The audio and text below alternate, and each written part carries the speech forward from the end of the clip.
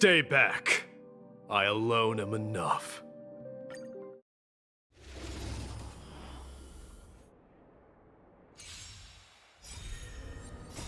Riding the west wind, away we go!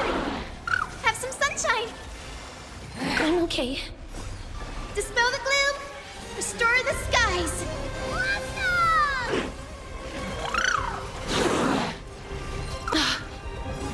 Embrace a new life. Go, go, go!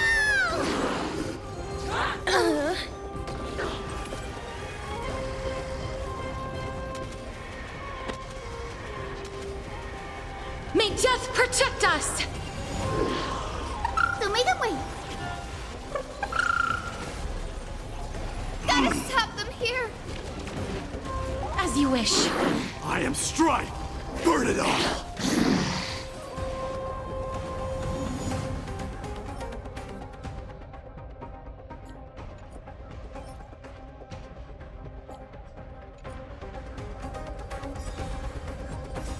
Riding the west wind, away we go! Have some sunshine. Dispel the gloom, restore the skies.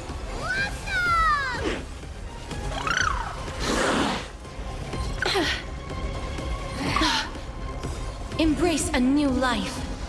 Go, go, go!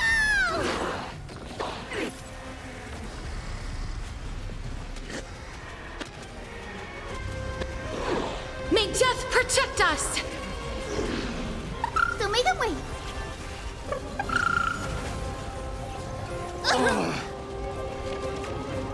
Wilt hear.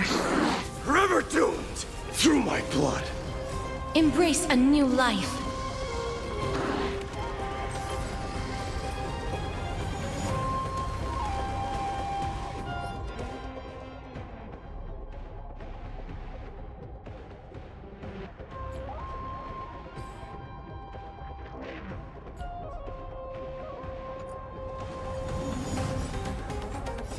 Riding the west wind, away we go! Have some sunshine. Dispel the gloom, restore the skies.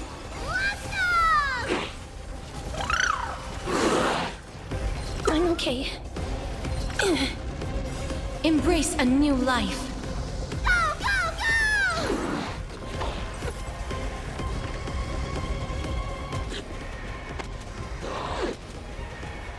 May death protect us! So make them wait.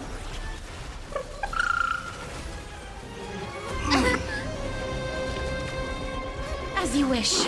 Burn it all! I am Strife! Embrace a new life.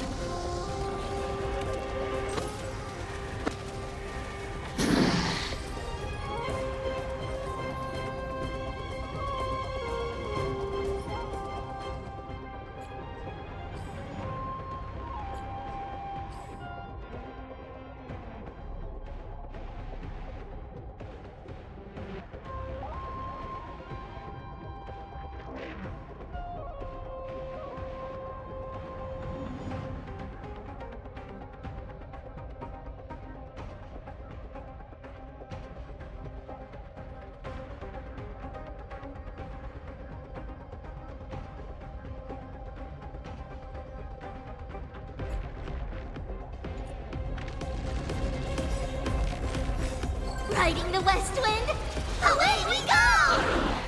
Have some sunshine. Dispel the gloom, restore the skies.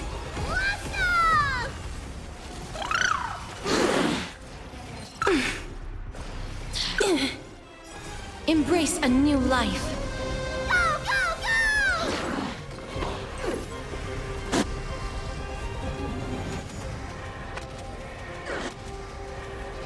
May death protect us! So make them wait.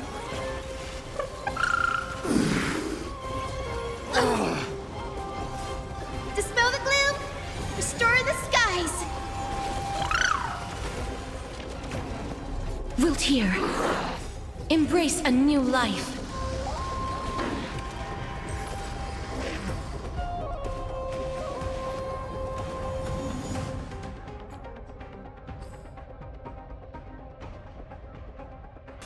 Good morning, good evening,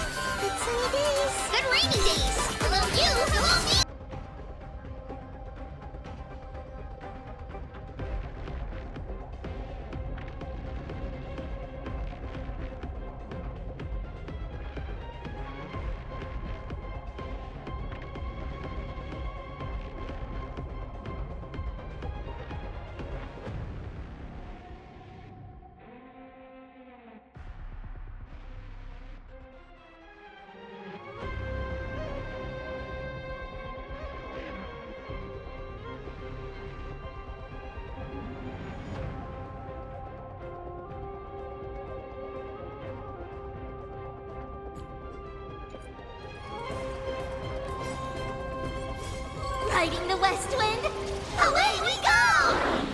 Have some sunshine! I'm okay. Dispel the gloom, restore the skies! Awesome! As you wish. Embrace a new life. Go, go, go!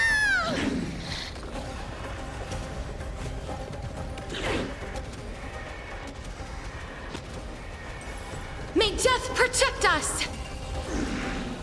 Don't make them wait!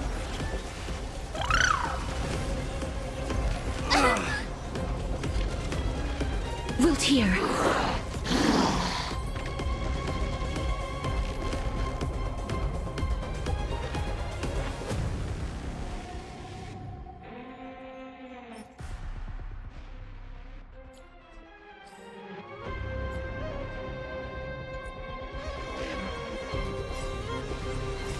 Riding the west wind, away we go! Have some sunshine! Dispel the gloom, restore the skies! Awesome!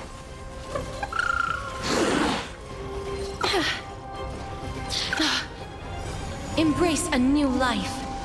Go, go, go!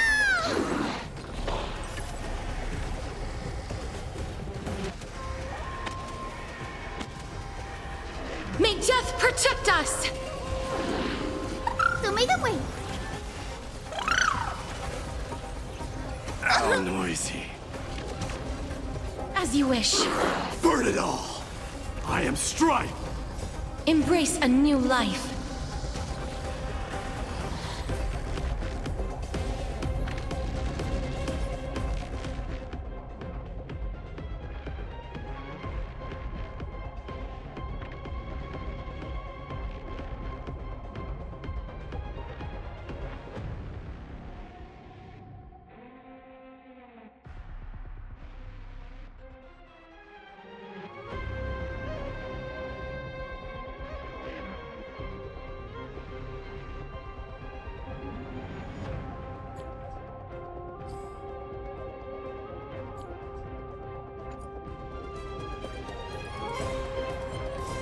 Riding the west wind, away we go!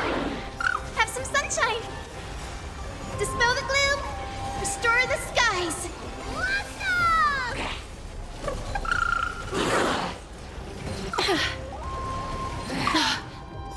Embrace a new life. Go, go, go!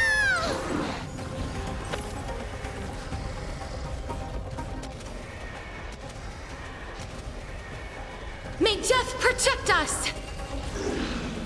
Don't make them wait!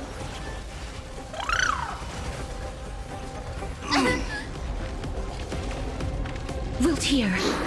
Forever doomed! Through my blood! Embrace a new life.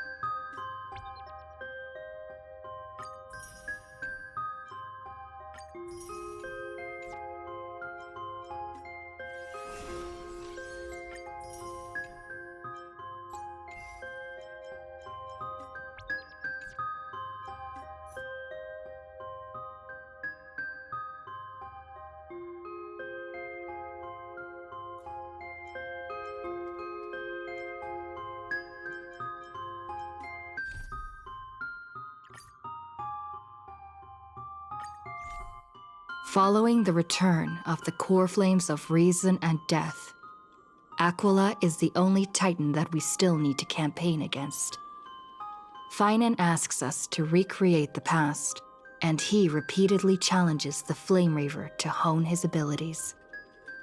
The Flame Chase journey's triumphant conclusion draws nigh, yet a sudden disturbance occurs in the Holy City. Using the Council of Elders and the Cleaners, Aglaia made sure that her fall paved the road forward for the Flame Chase. Amidst his grief, Finan takes up the mantle of leadership, giving a speech to unite the people. Cypher also returns on a mission, promising to protect Kefli's core flame while the Flame Chase party is away from the city. With the help of the Twilight Courtyard's last descendant of the sky, Hyacinth, the party ascends to Aquila's flying fortress. Hyacinth resolves to fulfill the duty passed down over generations of her family, only to discover that the glorious feat of Seliosi the Day Thunder Knight campaigning against Aquila was nothing more than a blood-stained lie. At the same time, in the city of the dead dragon's bones, Cypher contends with the Flame Reaver, who comes seeking the core flame. Though she holds out for some time, she is no match and is slain in the end. But she had already given Kefli's core flame to Spirit Thief Bartolos, ordering them to wait for an opportunity to deliver the core flame to Finan and the others. The Flame Chasers fight together to defeat the Sky Titan, which has become a combined being of the god and a mortal. As they are trying to escape from the Eye of Twilight, the Dawn device suddenly goes out, and Hyacinth is forced to return the core flame early and remain in the sky to bear divine authority, becoming the protector of the people. Following Cypher's death, the divine power of trickery dissipates, and the 1,000-year dawn of Akama that is sustained by her lie comes to an end. The Holy City is met with the merciless invasion of the Black Tide, as the powerful Flame Reaver moves in ever closer. At this moment of crisis, Mighty, Castris, Treeby and Trinan, Cartonis, the Holy City Guards, and Don Hung all lay their lives on the line so that the Deliverer would have the chance to complete his mission. After making sure that I would remain safe, Finan enters the vortex of Genesis alone.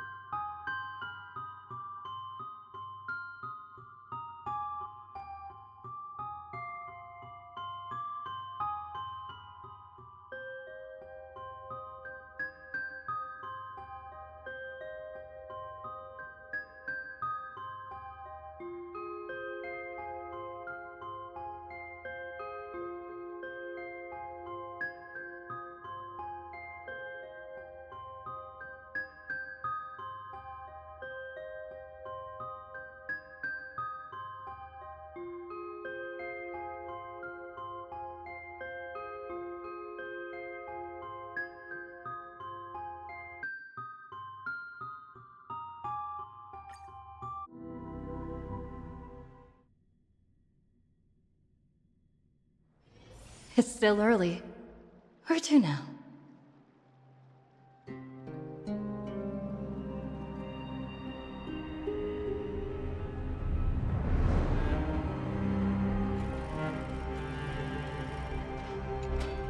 Please stay close to us. We need to rendezvous with Lord Don Hung. We will do everything in our power to clear the path for you.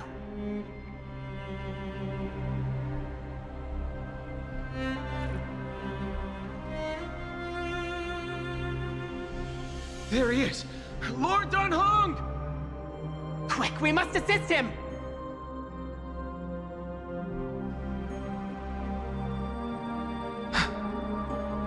What are you doing here? Where's Feinen?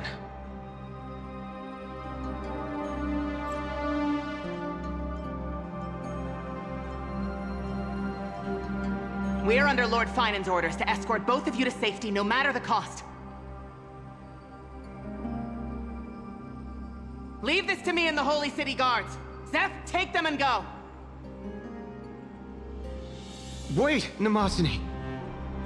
That black-clad swordmaster. Something seems off. At some point earlier, they suddenly froze in place, not moving at all. Like some kind of omen.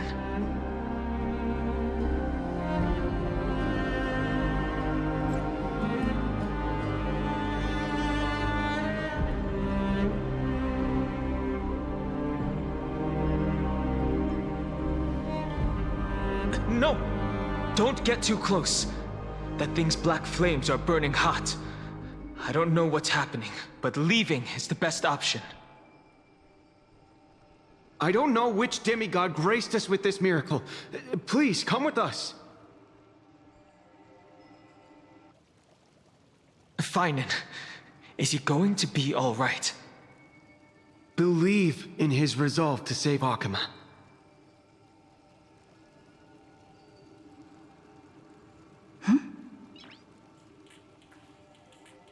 Nice.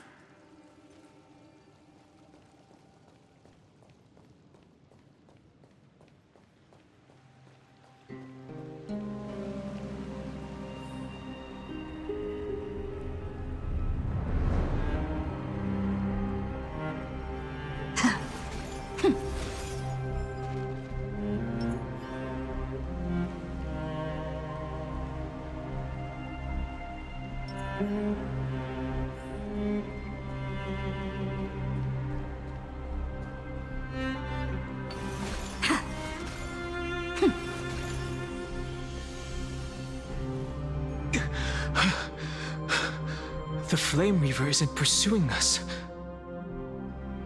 Could this really be some kind of divine intervention? We can't stay here for long. Lady Trinan's sentry gate is just outside the city. Let's keep moving.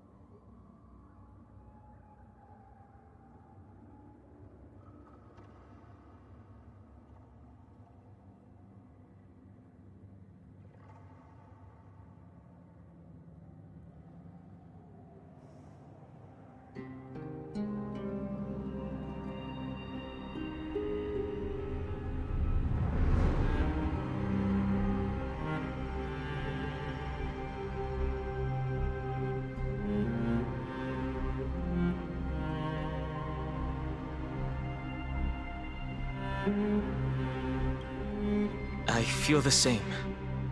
Someone should stay and help Feinen complete Aranova.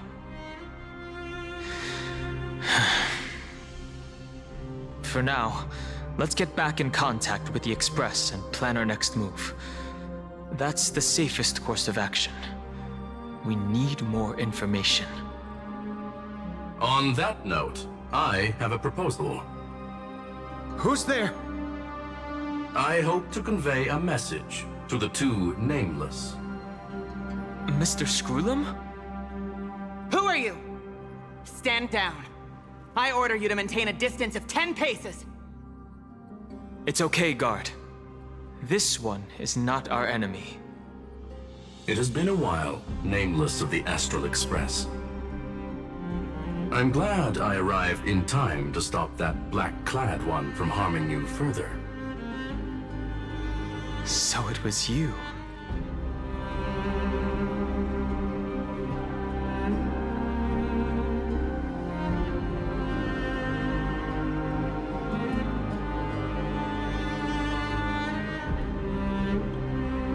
Indeed.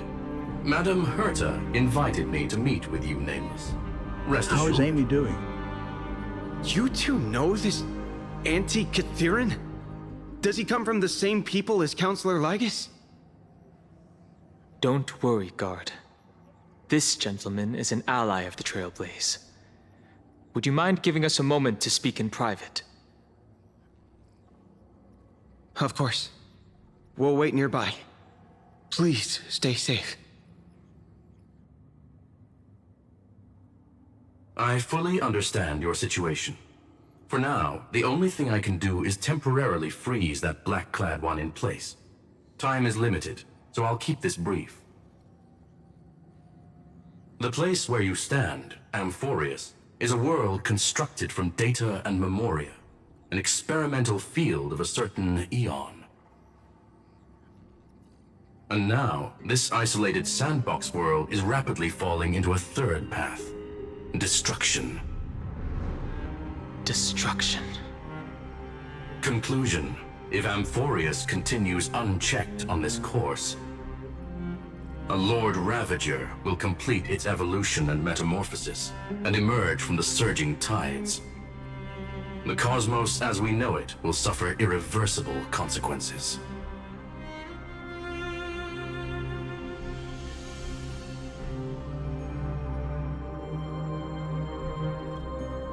The disaster that this Lord Ravager intends to trigger may be far more severe than the Law Fu's Stellaron crisis, because its goal is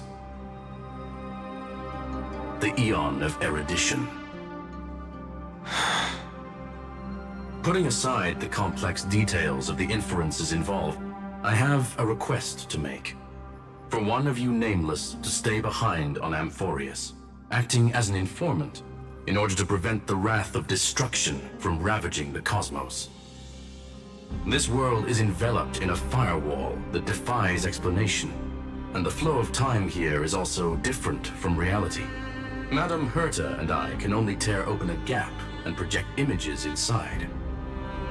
However, the accidental crash landing of the express car notwithstanding, both of you were able to successfully land here.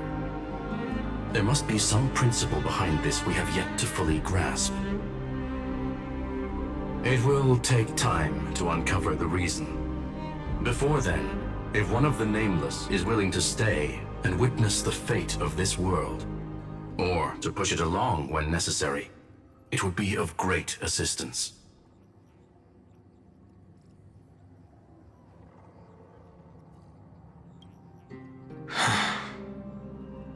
Mr. Screwlum, I believe you. So I only have one thing I'd like to confirm with you. As Amphorius is already facing its end, how can we guarantee the safety of the person who stays behind? Look at this, if you would. This curio is called a chronocognitive anchor. The two of you may view it as a kind of space anchor in the world of erudition. As long as you carry it with you, your individual data structure will be protected and will remain unaffected by the influence of digital tsunamis. When required, it can also serve as a bridge for communications between the internal and external world.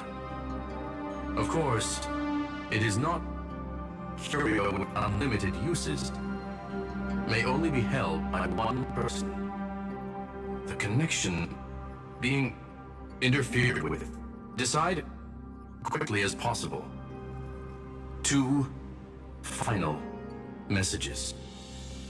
1, the Intellitron named Lygus, possibly the primary culprit behind everything. 2. Bertha discovered a clue. Miss March has already been drawn into Amphorius.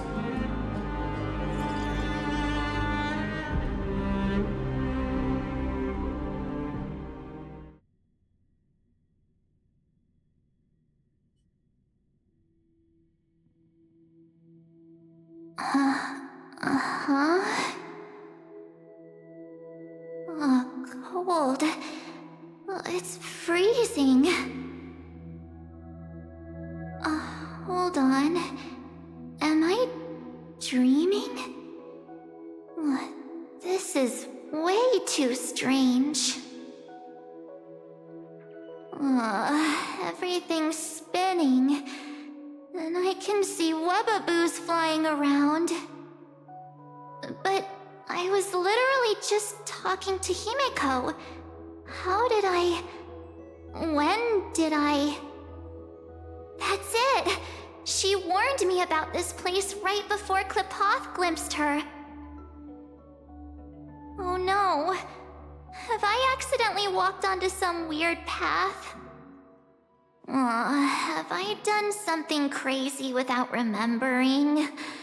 Unless forcing Pom-Pom into new outfits and borrowing Mr. Yang's shoulder massager counts.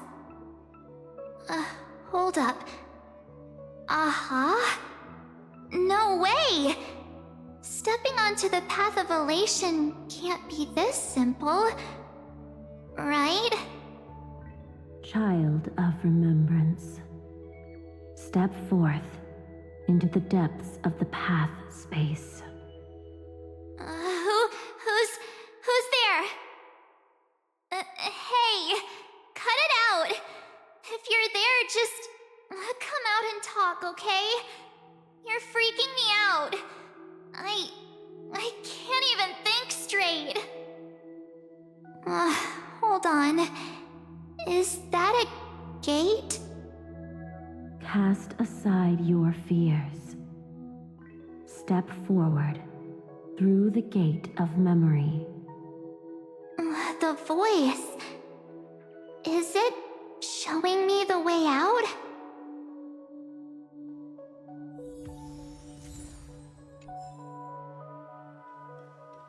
Oh no, don't fall for it! They're lying to you! Turn back now! Wait, Master Diviner? From the Wafu?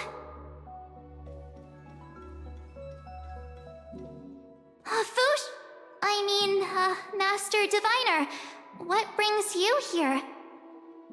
And you, Miss Messenger, do I know you from somewhere? Good to see you again, March. A pleasure to see you, Miss March.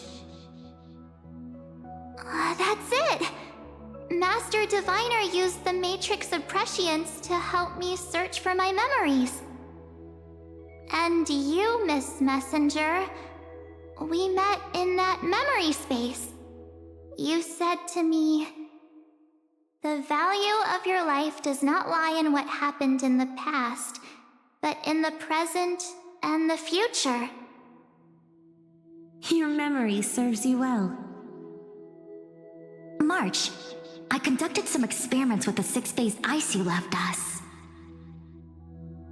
Thanks to the Garden of Recollection, the Matrix of Prescience has made a breakthrough in extrapolating the past.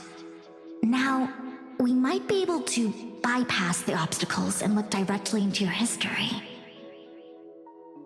The Master Diviner is right. Continue down this path, and you'll be able to find your lost memories at the end. Since we last met, you've grown much alongside the Trailblaze. You should be strong enough now to bear the weight of your past. Well, there goes my Ice Princess fairy tale. I need to know, Master Diviner, Miss Messenger, this isn't just another dream, is it? If this is real, why reach out to me at this exact moment? The situation is dire. Your lost memories, they're crucial to the Garden of Recollection. She's right. The Garden of Recollection's existence hangs on your memories. The Garden of Recollection. You may not want to sacrifice anything to preserve the garden for now, but in time, you'll understand. Your destiny and the path of remembrance are extremely, closely intertwined. Now go. So, I just walk through that gate? This way, March. Your past awaits beyond the Gate of Memory. Stop! They're just mimicking people from your memories! That voice again.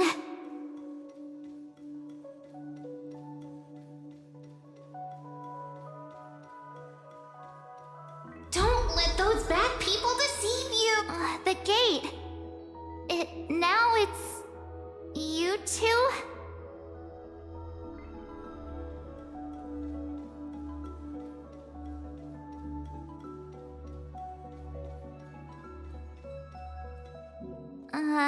Hey guys! What are you doing in a place like this? March! There you are! Finally. The trailblazing journey just isn't the same without you. Traveling's no fun without you around. Well, duh!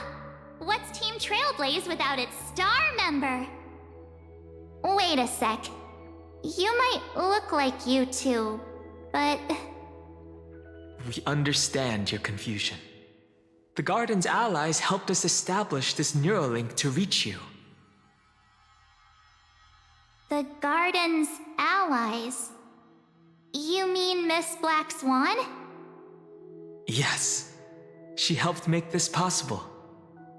Keep going, March. Find your past, wake up, and travel with us again. That sounds really tempting. Finding my past and continuing to trailblaze new worlds with you? Trust in yourself, March. It's gotten us this far, hasn't it? Follow us. Let's go through that gate together. Step into your past, March. Find your true self.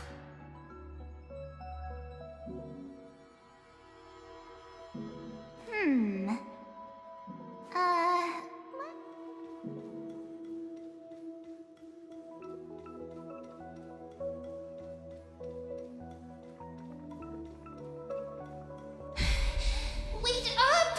Slow down!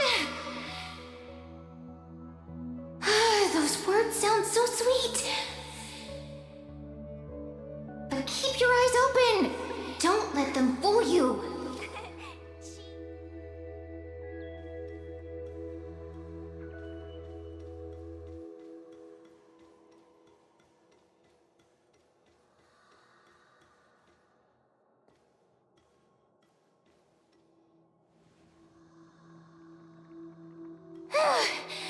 At last, I finally caught up.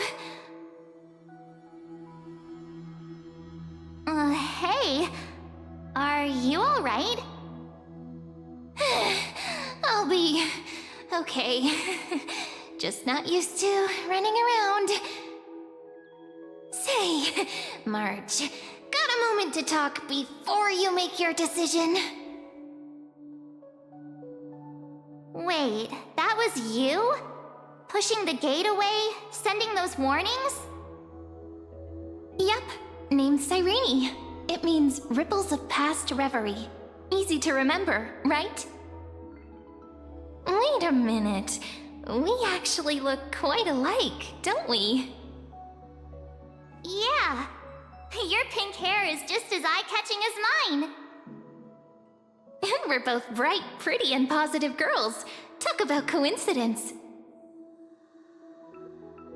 Wow, you're quite the smooth talker. But I can't disagree. Wait, you know my name is March? Have we met? No, but I've witnessed your story through those memories just now. It's incredible, really. We might have more in common than you think. I know exactly what you're going through, which is why I don't want to see you exploited or hurt. You know what I'm going through? I know, because I've been exactly where you are. This empty space has been my home for ages. I barely remember what time feels like anymore. But there's something I'll never forget. Trust me, that gate won't give you what you want.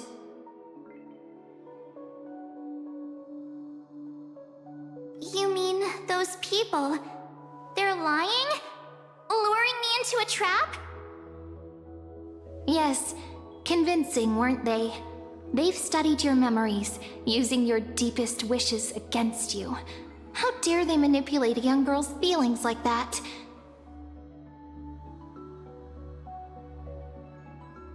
If you go through that door, the worst-case scenario is you'll become their pawn, losing control over your own fate forever.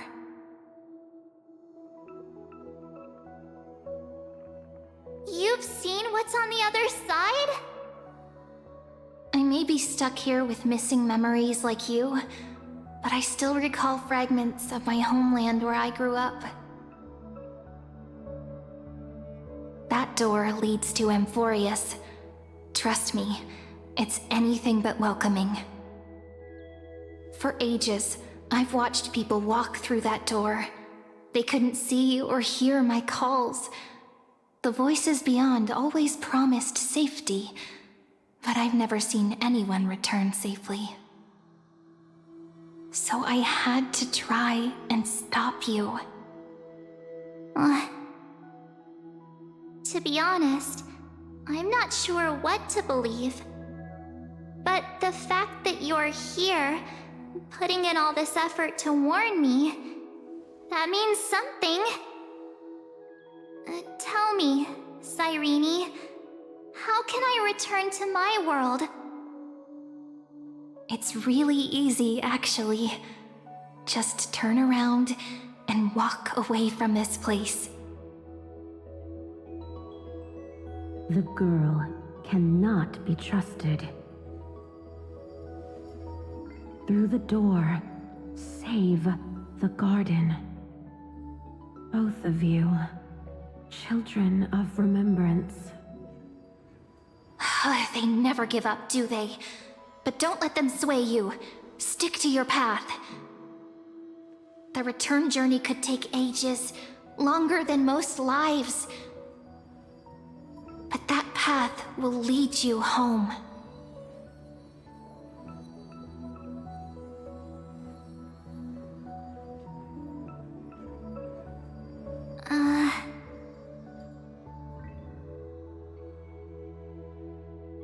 Thank you, Cyrene. I know what I need to do. I'm going through that gate. Into Amphorius. Wait, what? Don't worry. I believe you. It's just that, for me, the only place I can call home is right beside my friends. Two of my closest friends are already on their way to Amphorius.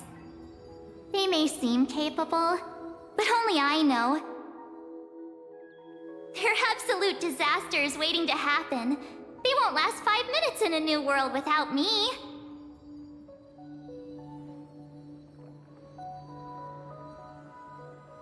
That's why I need to go through. Amphorius or not.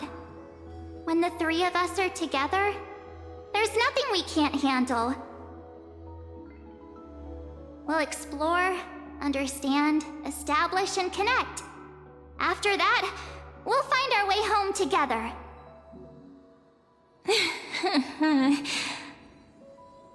I see. You've got people who mean the world to you, too. That is so heartwarming. March, if that's what you've decided, you have my full support. Birds of a feather we are, looking all sweet and innocent, but with hearts of fire. Oh, stop. You're making me blush. Well then, I guess this is it.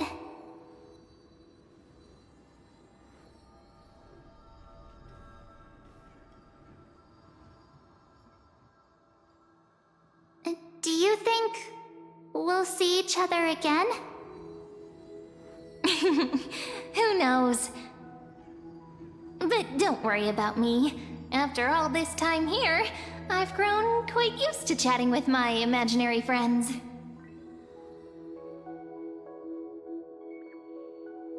Since Amphorius is your homeland, if there's a way to help you, my companions and I will do everything we can. Then I'll look forward to that day.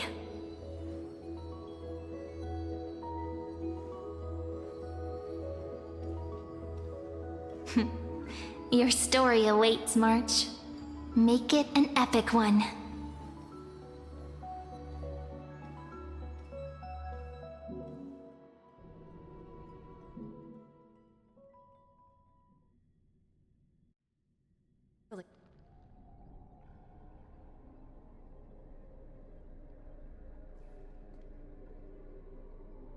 You okay there, friend? Something seems to be bothering you.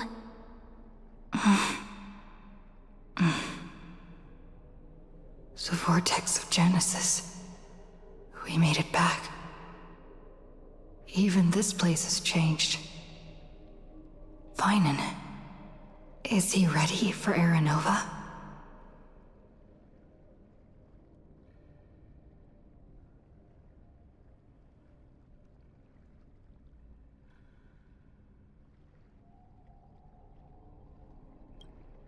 Yeah, we've come such a long way. If what that machine gentleman said is true, if Amphorius is destined for destruction, then I'll stay by your side until the very end. Like how you and Dun Hung treasured the Express. Amphorius means everything to me. Right. Time to see the last core flame restored.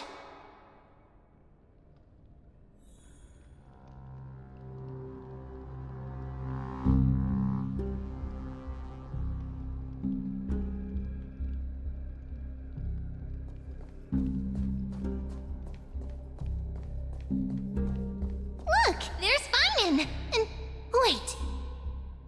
Lygus. Remember Skrulum's warning.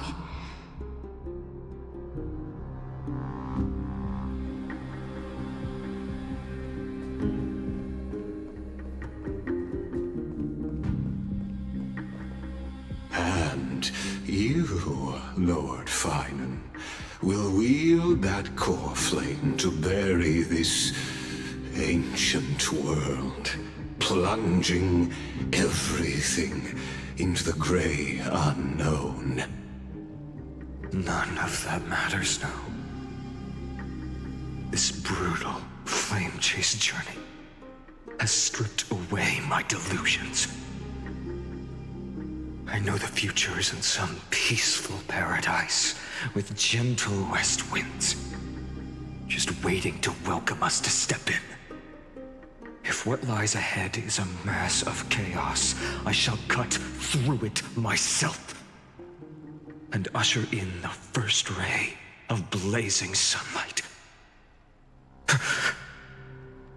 Is it truly you? With one last chance to turn back, you still step forward. How befitting of a trailblazer.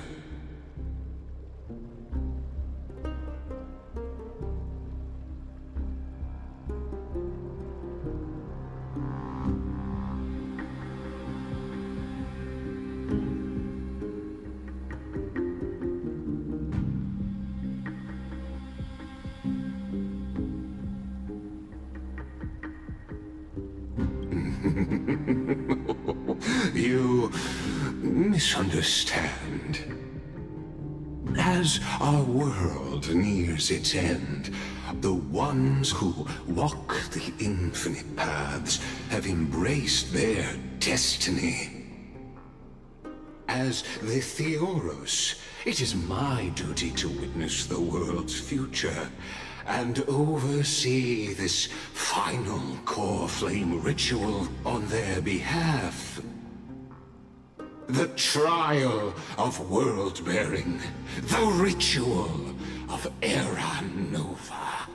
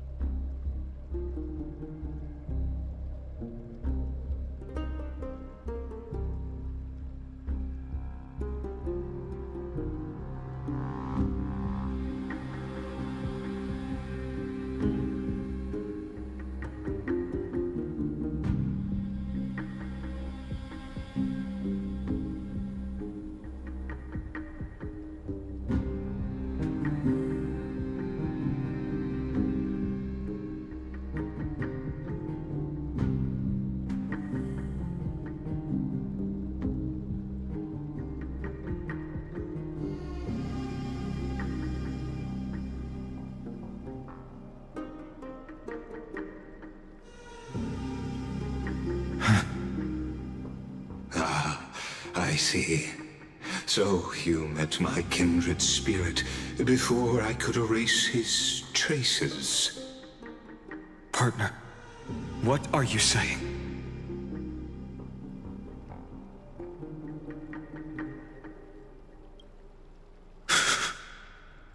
I've had my suspicions. How does a native Antikytheran know so much about repairing vehicles from beyond the sky? Lord Lycus, how much do you truly know about Era Nova? Tell us everything.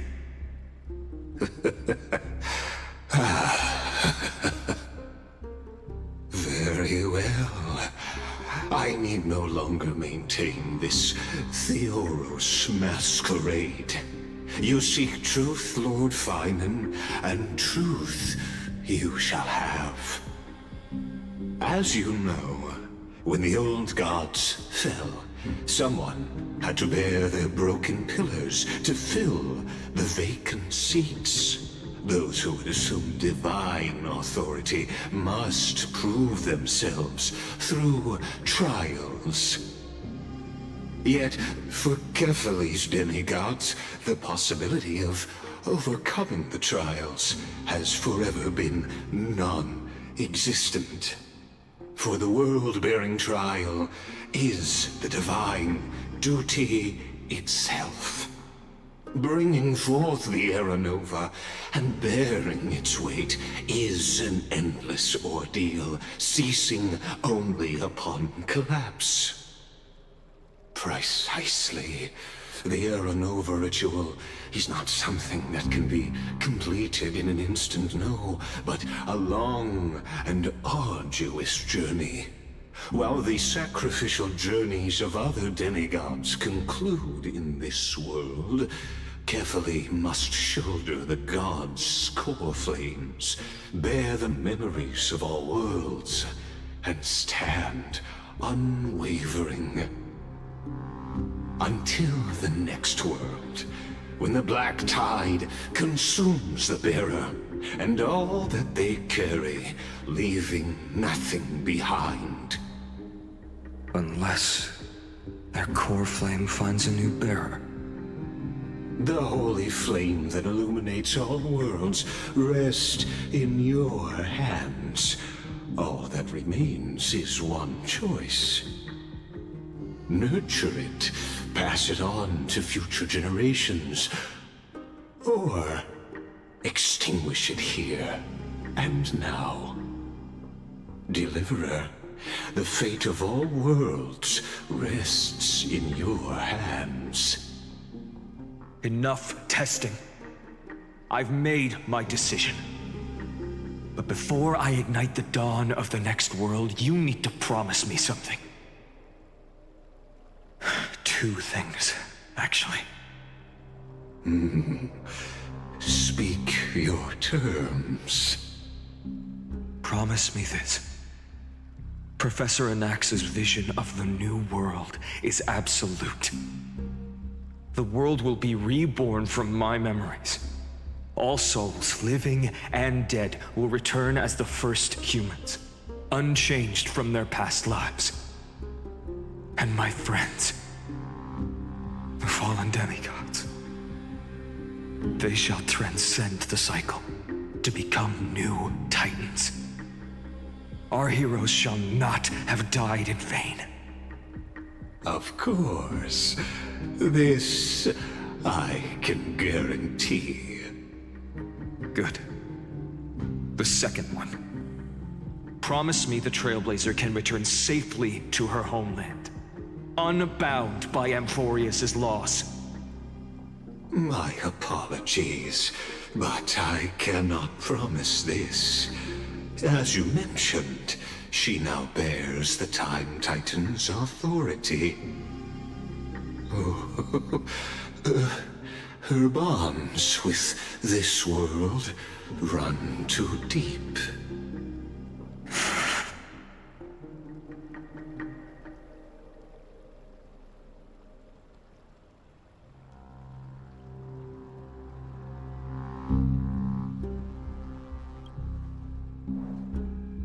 Well, I stand corrected. An outsider like her does have ways to defy destiny. Thank you, my friend, for everything you've done for this world. Though the next world may not remember, I shall never forget. As the Theoros, I declare, Amphorius has determined her path. Step forward, heroes. Follow her path and see it through.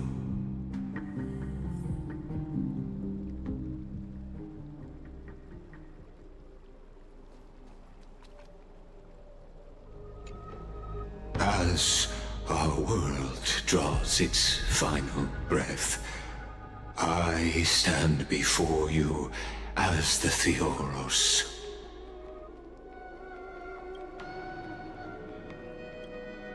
Allow me to reintroduce myself. I am Lycurgus, once an honored elder of the Akama Council. As the Theoros, I have sworn to watch over and protect every citizen of Akama until the very end. Of course, that alone won't satisfy your curiosity. So let me share something more.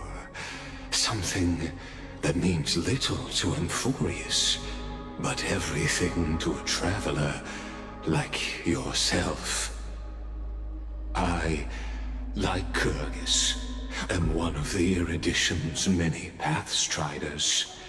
Through me, Nous keeps watch over this realm, working to save Amphorius from decay.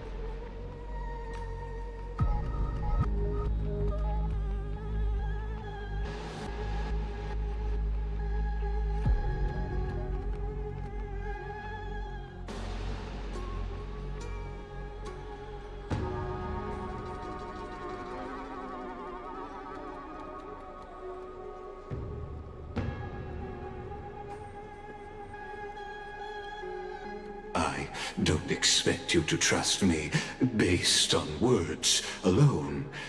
But believe this much. When you look at the bigger picture, we're walking the same path, you and I.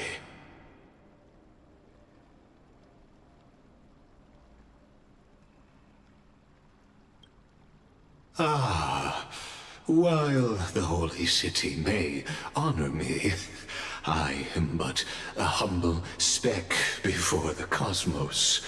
My reach is limited. Your doubts are natural. Let me assure you of this. What's done, I've told truthfully. What's to come, I'll witness fairly. My conscience is clear. To my role as the Theoros, to Amphorius, and her destiny.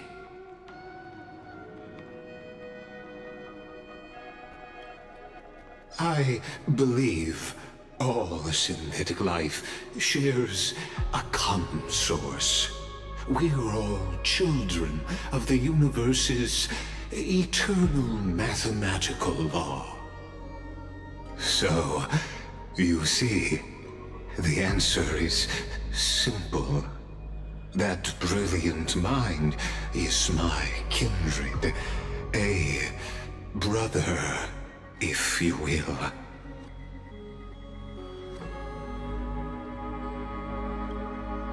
The world will be moved by your sacrifice, Trailblazer.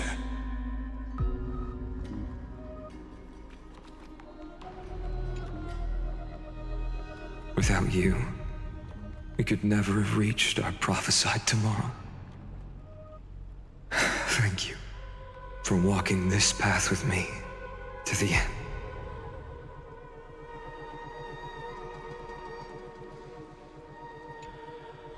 Behold, oh gods, Amphorius has achieved her victory, and the Era Nova approaches. The radiant soul has arrived, having walked through the bustling nights, bearing the golden fire and blood, stepping with pride into daylight. He is the pure child, walking upon the path of yesterday, today, and tomorrow. He is the first to be born, first to be named among the nameless. Eternal in form, limitless in reach. He treads the endless night underfoot. Greatest of kings, protector of the displaced, raising humanity's children above their adversaries. The firmament of molten gold courses through his very bones and flesh. The greatest of schemes reveal against his breath and words. In the golden lakes of that beautiful new world, he shall wash himself clean. There. Finish what we first and last wished for. To write an ending unlike any before, for this world we so deeply love.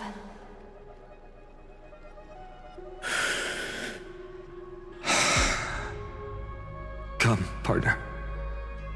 Join me.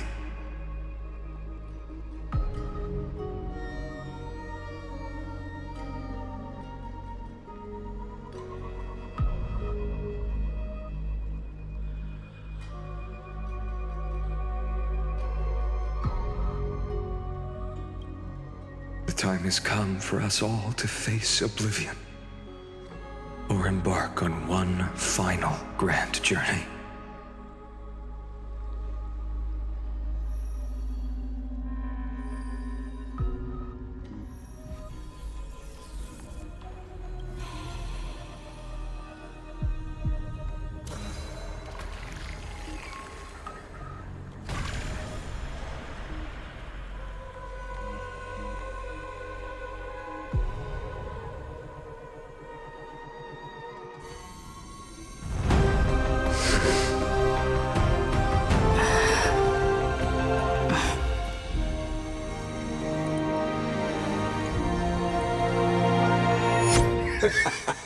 What a magnificent and epic adventure. The hero's journey reaches its end, and the truth behind the Aeronova is about to be revealed. Is that truly the case? Here, as the Theoros, allow me to humbly request that you find a moment to listen to what I have witnessed. This is about the nature of Amphorius itself, a story of the prime mover of life. My, what a broad topic this is. Where shall we start? Got it. Let's start at the very beginning. The Big Bang, the birth of particles, the emergence of all things. Just kidding. What I mean to say is that time, space, matter, all concepts exist solely because we perceive them. This is called the erudition. Without it, the universe would merely be a chaotic book written by chance, yet unread by anyone. As your acquaintance, Lord Anaxagoras, suggested, everything in Amphorius exists through new spores, living in the memories of those yet to come. Oh, how beautifully it aligns, revealing universal truths in such simple terms. Only he could solve the riddle of what exactly are we? Oh, but you'll remember, even as the embodiment of reason, one mystery remained beyond his grasp. If that is the case, whose memories did the very first new spore sprout from? As sages across ages have asked the gods, what is the prime mover of life? But let's set aside the grove's teachings for now. Look further, past Amphorius, to what they call the Forbidden Realms beyond the sky. Do you know of the Scholars' Strife? During that grand yet brutal war, waged in the name of erudition, a genius's legacy was abandoned, strewn across the cosmos. The Scepters, a macrocosmic computational array beyond mortal comprehension. Made to emulate the Eon's thoughts, it became part of the Eon's cognition at birth. Scattered throughout the cosmos, these arrays act as celestial body neurons for Nous. But regrettably, as everyone knows, the erudition forsook them all. But what nobody knows is that, though forgotten, they never stopped seeking the divine answer. A question that survived war and disaster, stumping even the greatest minds, including both mechanical emperors. Now, we come to the real truth of Amphorius.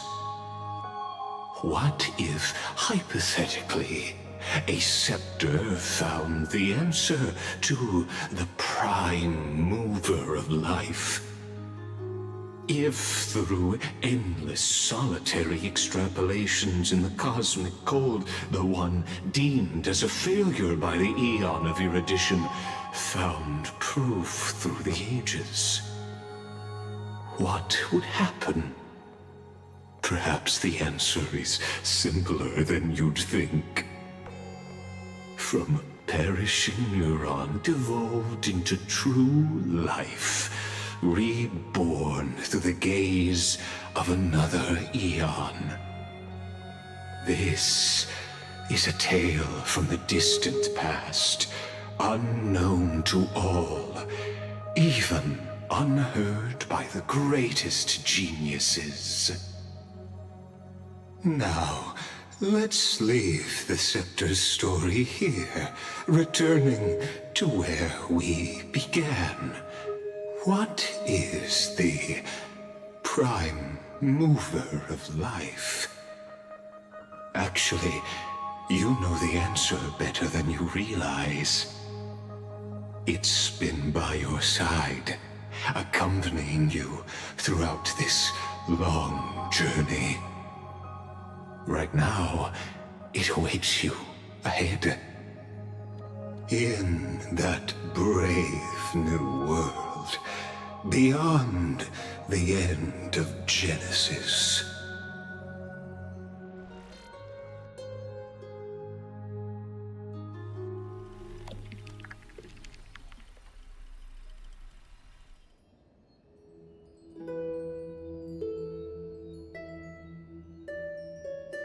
Take this wish with you. Be the one who begins it all. As the prophecy foretold, you will bear the blazing sun until the pale dawn breaks.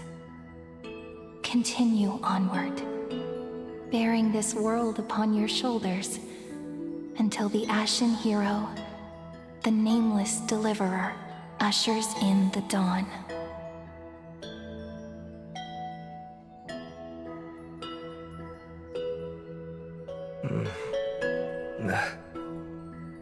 Such an odd dream. Strange. Like I've dreamed this before, but it all slips away when I wake. Only a voice remains. Who was that?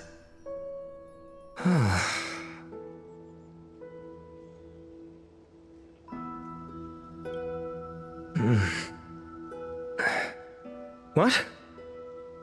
Ah, it's you. Whoops, I fell asleep there. What a strange dream I had. It's gone now, though. But look, perfect sunshine. The day is still young. Let's go find Cyrene, partner. We promised to be there for her oracle card reading today. It's right about time.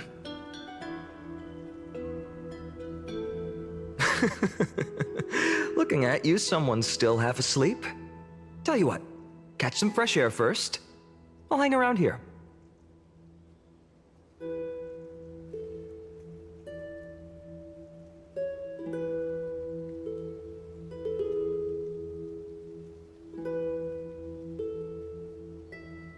Oh, beautiful, isn't it? This is ID Celestii, home of the nameless hero who carried Kephales's core flame. When he was young and innocent, he had heroic dreams, imagining his wooden sword was forged of iron. Pretending the straw dummy propped up by a wooden pole was a giant with a single blood vessel running from spine to heel. Dreaming of slaying the giant and becoming a hero to save the world, though to his young mind, the world was just this small village.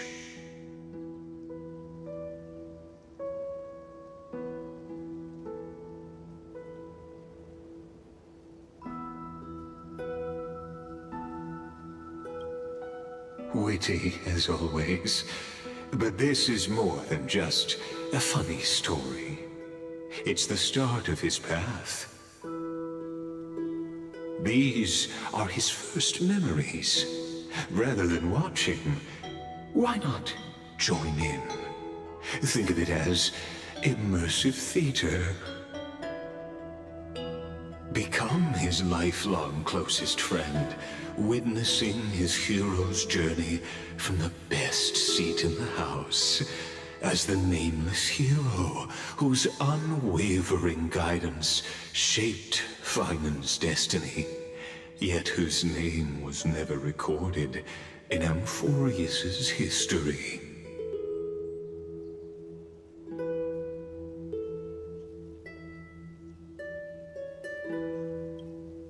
Questions.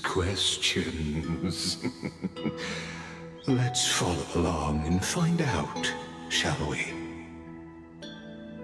Many mysteries lurk in this village beneath the veil of Evernight. Your questions will find answers as the story unfolds.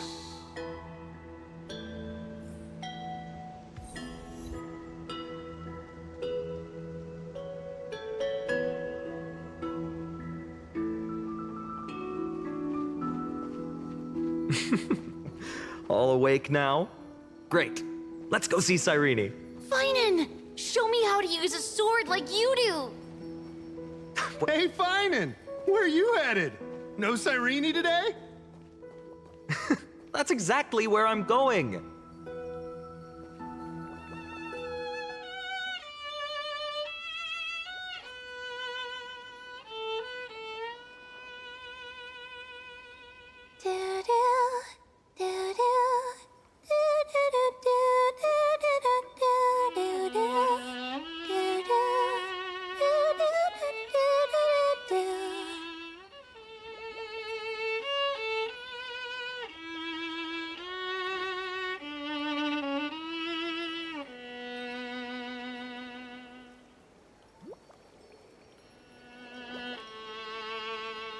Found you.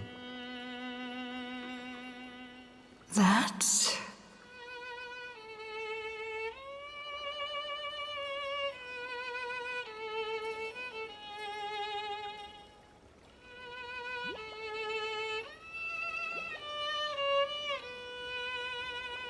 Goodness, look at you rushing about. You've got the poor swing all startled. Hmm?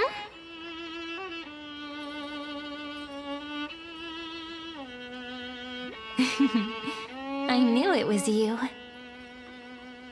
Something wrong? What do you see? Oh, nothing much. Just suddenly felt a strange connection. Look at you, leaves in your hair. Were you sleeping in a tree again? Or was it the wheat fields this time? At least brush yourself off before wandering around. Come on, I'm not a kid anymore. You're the only one who still treats me like one. Sure.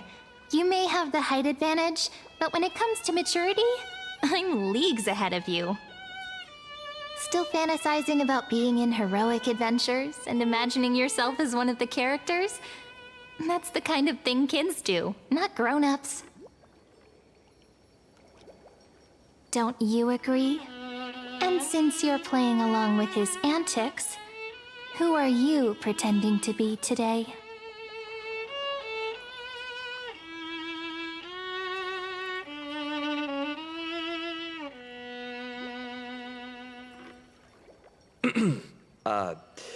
Today, she's going with Invincible Galactic Baseballer. Switching roles again? What happened to being the valiant hero from a distant shore who made that solemn pact to learn the sword? Spare me. Can we not bring this up? Speaking of which, what about those oracle cards? We haven't done divination in forever. Why the sudden interest? I was just about to tell you. Earlier, while napping on the swing, I had the strangest dream. There was this mysterious voice in my dream, calling out for something. Wait, you had that dream too? Yes, you too? That would explain this lingering sense of unease. Which made me think of those old oracle cards I used to play with as a kid. Though the Orynyx prophecies were always hit or miss. Yeah, all the kids would get so excited drawing cards like ruler or warrior, but throw fits over devil or drunkard and demand a redo. If you just redo it when you don't like the result, what's the point of divination? Ah, the blessing of childhood. Believing the gods might not notice our little corner of ID Silicii, willing to let our small deceits slide. Still, fate is absolute. After all, we never really know just how far into the future the prophecy extends. Anyway, let's go to our old secret base and look for those oracle cards. Now, where did we hide those? I can think of a few spots. Let's go check it out. In a village this size, I bet all our childhood treasures are exactly where we hid them. Mm-hmm. Time must be keeping them safe for us.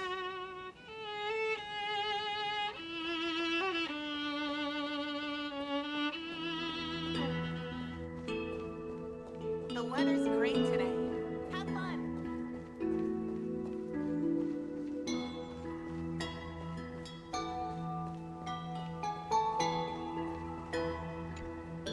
In the sunlit barn, amid the scent of ripened wheat, they found various fruits hoarded by squirrels.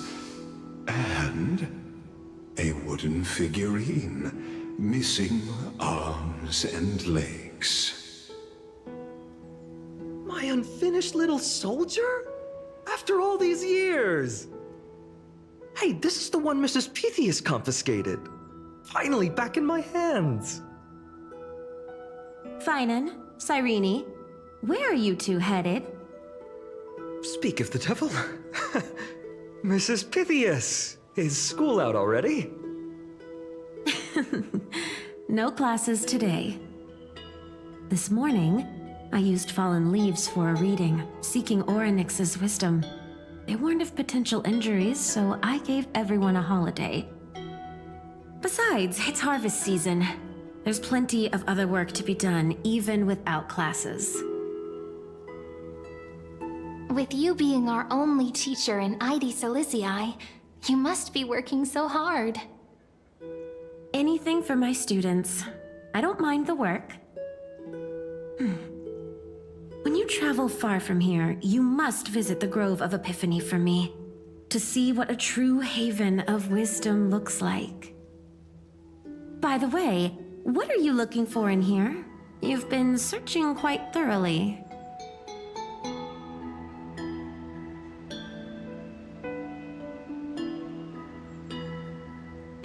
Mrs. Pythias, it's Finan's toy. Hey, partner, keep it down. Is this a toy? Really now, aren't we past the age for these? She doesn't remember, huh? Oh, this little soldier's coming with me. All right then, I should be going. It might rain tonight, so don't stay out too late. So this is where the wooden figurine you carved during class ended up. And here I thought I knew all your hiding spots. To be honest, I'd forgotten all about it myself.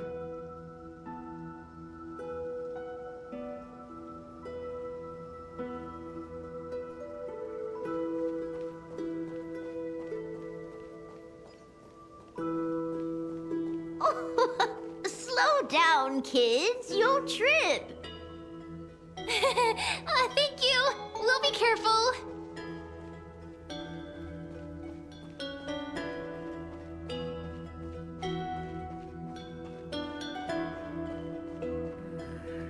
I could just fish here all day.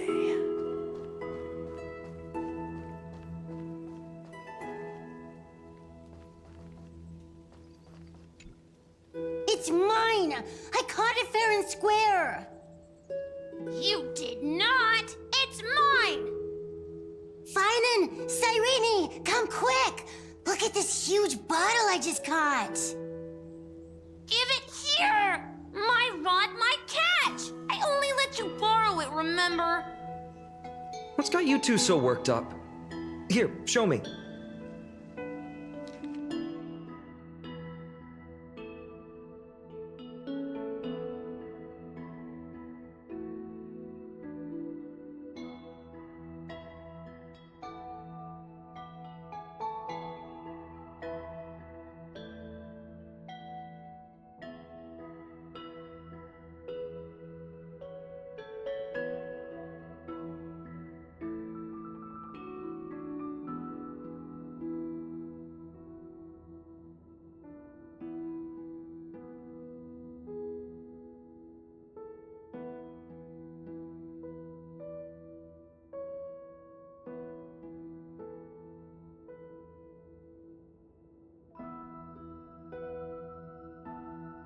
Wait a second. This is my old wish in a bottle. How did it end up here? Ooh, I wanna see. What did little Finan wish for? Not happening. This stays sealed. Piso! Livia! Dinner's ready! Coming, Mom! Finally, I'm starving. See you later. You know what's funny? I really thought tossing that bottle into the sea would carry our wishes beyond Ides Elysiae. Maybe even bring something back to us. Never thought the waves would end up pushing it back ashore.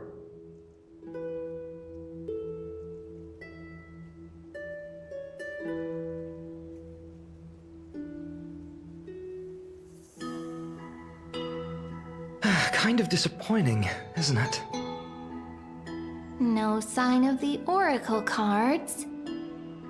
Let's see.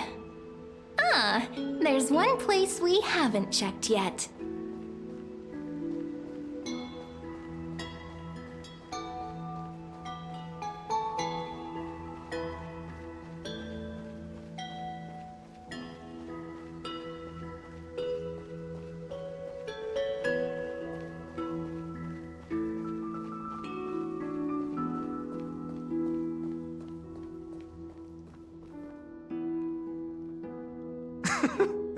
Well, those were the days. We'd always meet either by that statue in the village or right here. Right? And I remember you never used the front door when you wanted me to come play. You always climbed over the wall.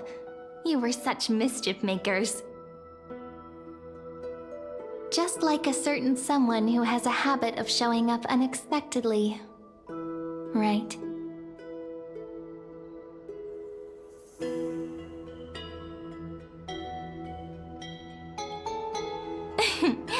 I bet she said something clever just now. Hey, I was just copying those storybook heroes. They never take the beaten path. Still, it's embarrassing. I've been the only one here for a while, and I haven't kept up with the cleaning. With so many spots to check, where should we even start?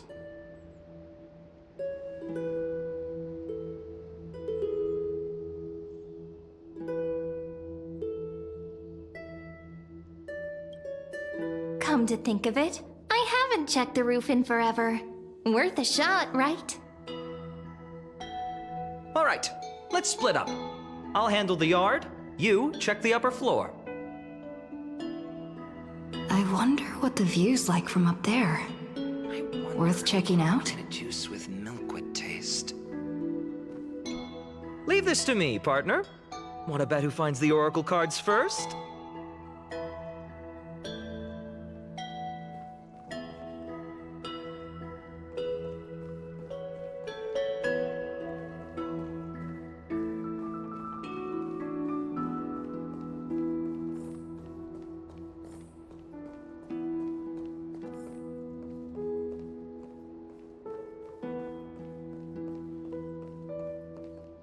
The girl before you carries an air of mystery, her secrets elusive, yet her demeanor toward you is exceptionally warm. You can't help but wonder, could there really be some kind of mental connection? The view here hasn't changed a bit. You know, besides the swing under the big tree, this has to be my favorite spot in all of ID Silicii.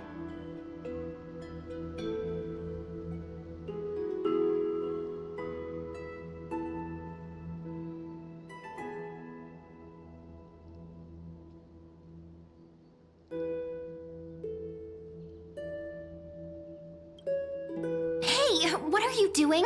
Please be careful. I'm just a small-time diviner. I can't turn back time if something happens. They always said I'd become the next priest of time, just because I heard prophecies as a child. But here's the thing. The more divinations I do, the more doubt creeps in. I want to believe the prophecies, but actually leaving ID Silicii. Where will that waiting ship take us, I wonder? Here they are! The Oracle cards!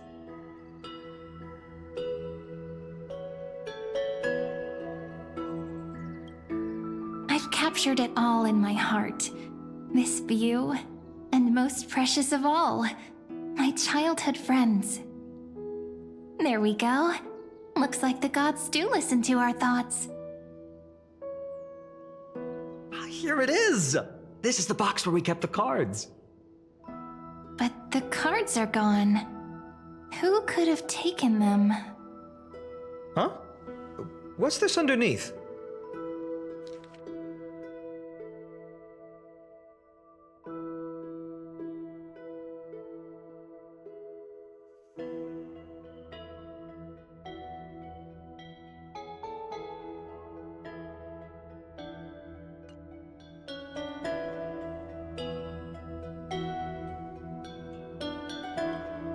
Hey, don't go changing the words.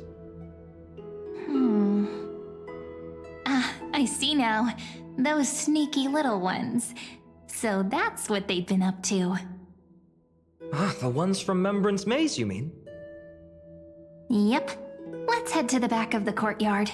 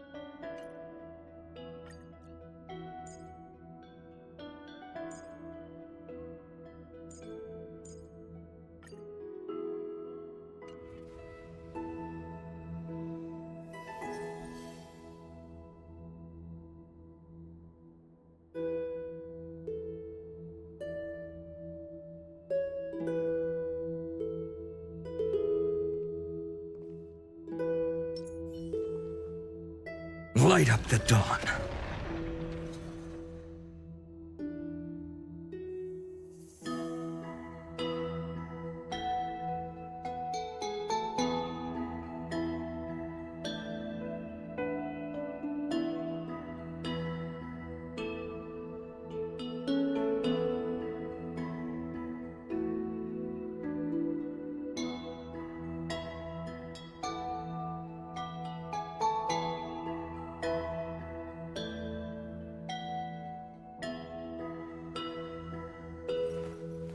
I will walk to the end with all your wills, no matter the cost.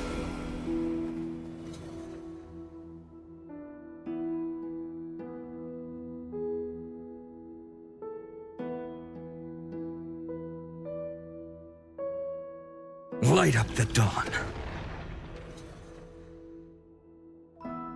Light up the dawn.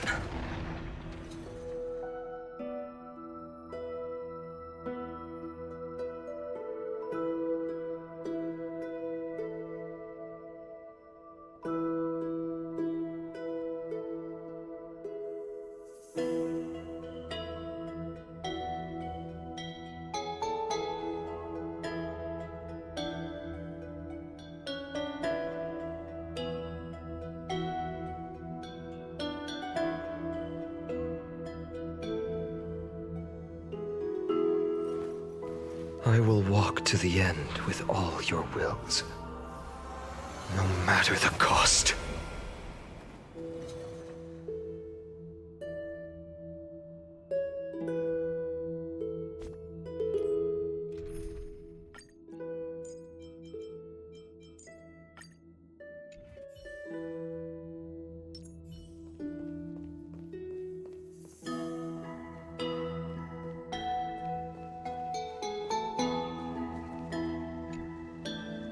The entrance should be around here somewhere.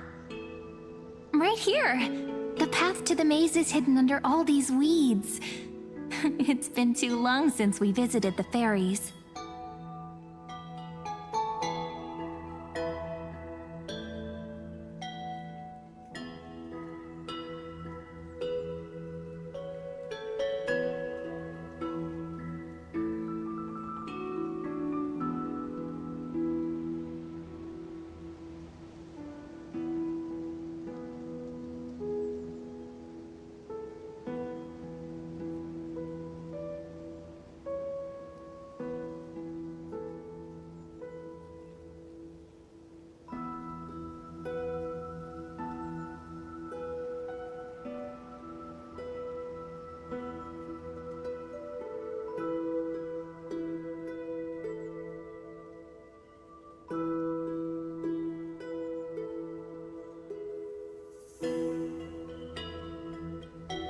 Did you forget?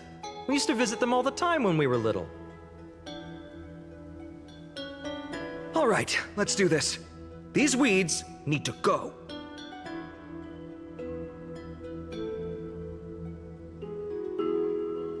Pretty sure this is it? Should be this way. There it is! The entrance! That hollow in the tree.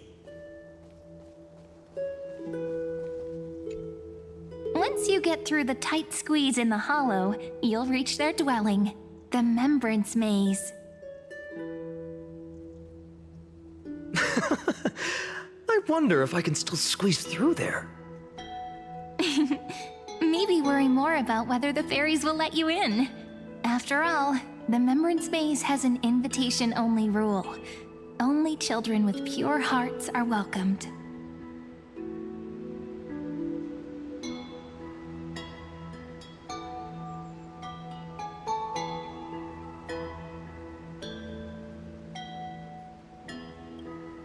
Trailblazer profile? What's that? Regardless, how about we try getting through the hollow first? After you, then. What? Oh, sure, I'll go first.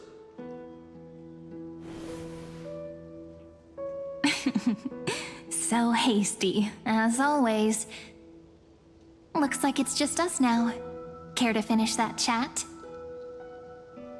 To be honest, from the moment I saw the cute note left by the fairies, my intuition became even more certain.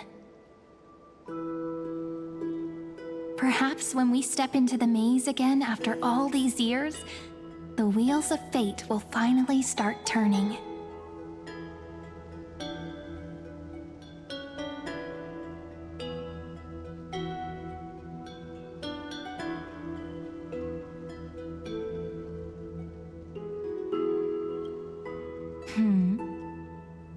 What if I am?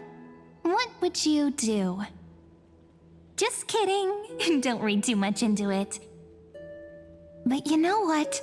Even if fate is set on its path, no matter where it steers the world, if we're together, there's nothing to worry about, right? So, if you're willing... forget it. If the wheels do begin to turn, that's when I'll make my request.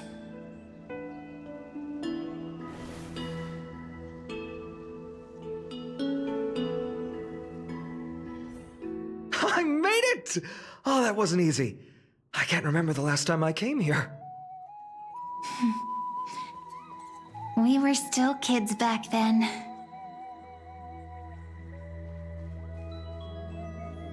Wait a minute. Are you... Look who it is! Rini and Snowy!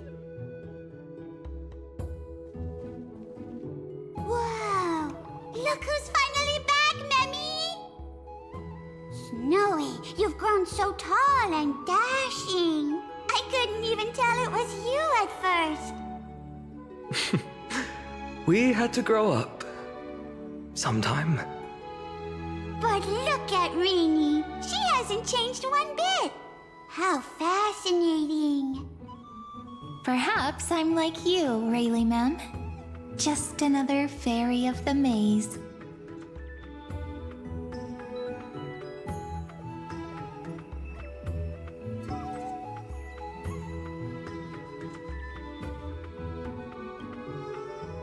Dye? Rayleigh Mem's always been this lovely shade of lavender. Doly Mem, Rayleigh Mem, Mealy Mem, Folly Mem. I've missed these cute little troublemakers. We used to gather around the fire, singing and dancing, imagining all our future journeys. Without coming back here, those memories might have faded away entirely. Oh, how good you, Snowy. You swore you wouldn't forget about us. But you were gone so long, you almost did! Oh, he's just copying those bards from his stories, being all melodramatic. He couldn't forget about you all, even if he tried. Actually, we're here for the Oracle cards. Have you seen them?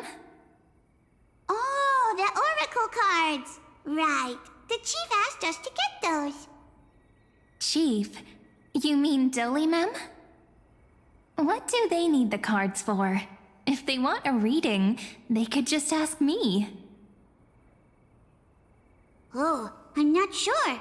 But Chief specifically wanted to meet with you all. Let's see. They should be... That's it! This way, everyone! Watch your step. The trunk's slippery.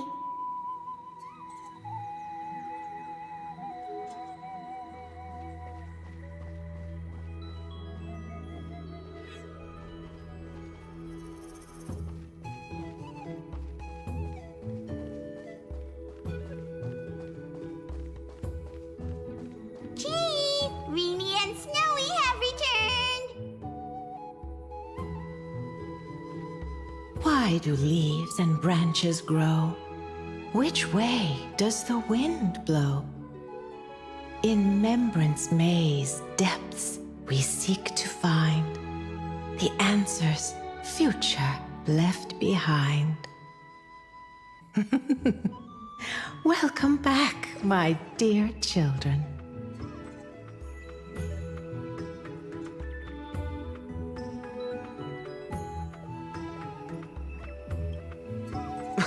Right? Though Doly Mem always says they're just songs, not poetry. Oh, No, Chief. You haven't changed a bit. Still so full of life. Oh, no need to fuss, my child. You haven't forgotten, have you? As long as our songs are sung, the children of the maze will live on. Just as our paths stay forever linked. Here, take it. I'm sorry I had to resort to such methods to bring you here.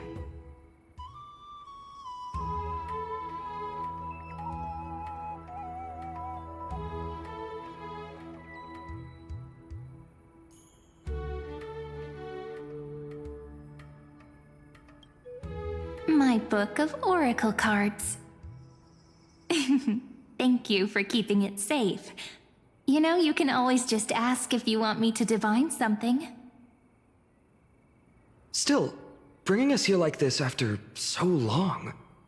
Is something wrong, Chief? Yes. The Veil of Evernight whispers to us once more. It tells of a new fairy who will soon enter the maze.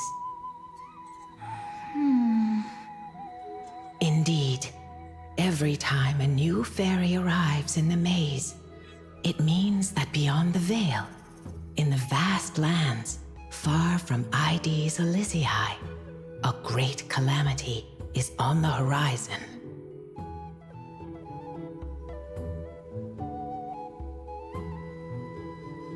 But if that's the case, our journey... Will have to be cancelled. If disaster's coming, we should stay in ID's Elysiae just to be safe.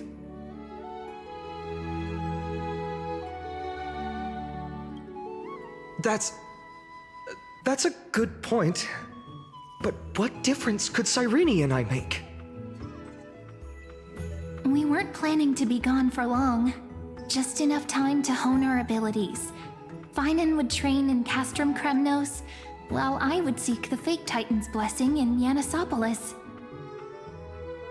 Then we'd return to ID Elysiae to help keep our village safe. It's okay. I can still practice my swordplay here. Some things you can learn on your own. Well, probably.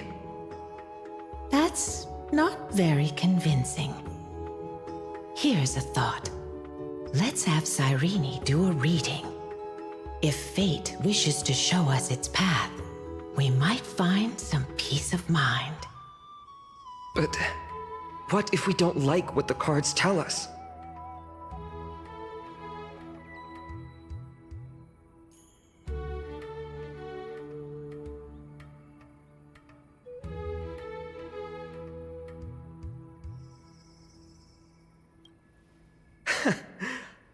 Never thought of doing it that way before. Thanks, partner. We'll do it your way. Whatever the cards show, we'll face it together.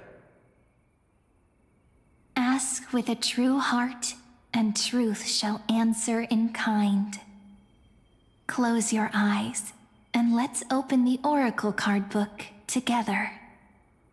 Let your thoughts flow like stars drifting on the river, carried by fireflies and gentle winds. Your destinies flowing towards the same future. Now, shall we begin? Oh my! The cards are quite responsive today. Very well. Let's see what future the oracle cards wish to show us.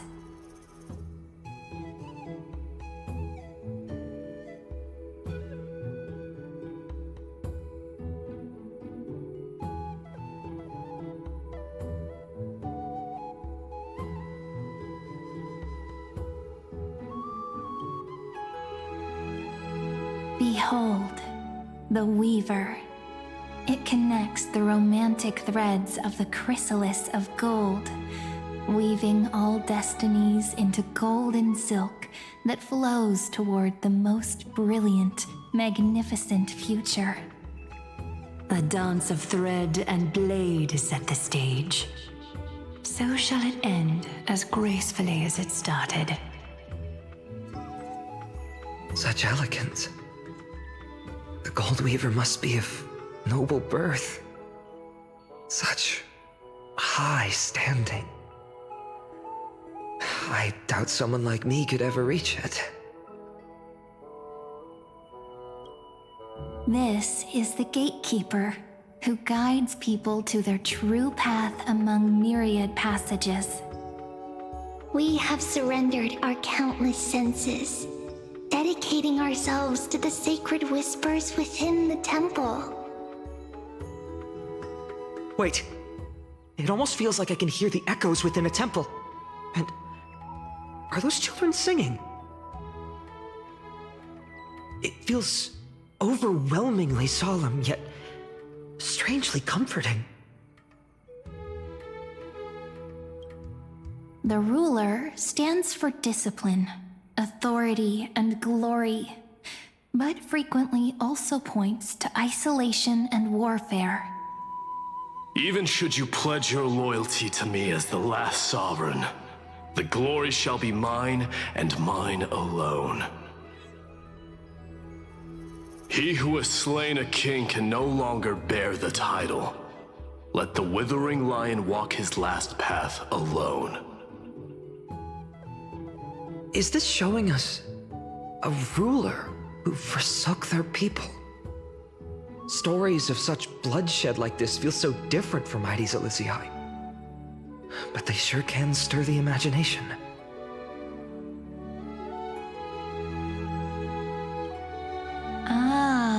The traveler, our little trickster, always hiding behind other cards, disguising itself. What a rare catch. Over here! Or perhaps here! Gotcha! You'll have to be quicker than that. That teasing voice. Just like a child playing hide and seek. Surely only a master of mischief could pick up this card.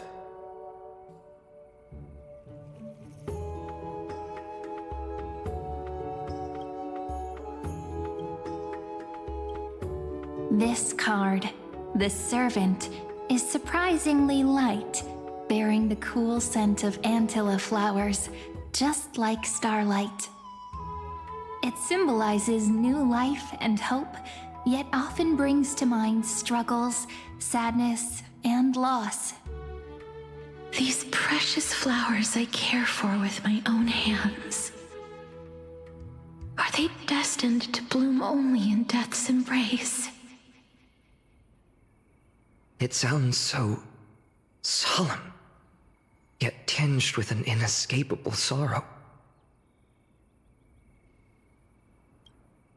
The humble healer may seem gentle in hue, but its courage matches any other, strong enough to melt even the coldest ice. I will do my best to help you mend all fractures and let sunlight shine on every corner of the world. Make a pinky promise with me. No more going back on your word. Hey, this card really speaks to me. It makes me want to protect as much as I possibly can. Still, protecting everything, everywhere, seems like a dream. What amazing power would you need for that? Behold the scholar, bearer of many names, the grand magician, the great performer, the eye of wisdom, and the defiler of Circes. Oh, there's just one card. With all those titles, I was expecting a whole deck. A dromus draped in finery will suffice. It's succinct enough to best summarize my true nature. Wait, what's with that condescending tone? It's almost as if it knows what we're about to say.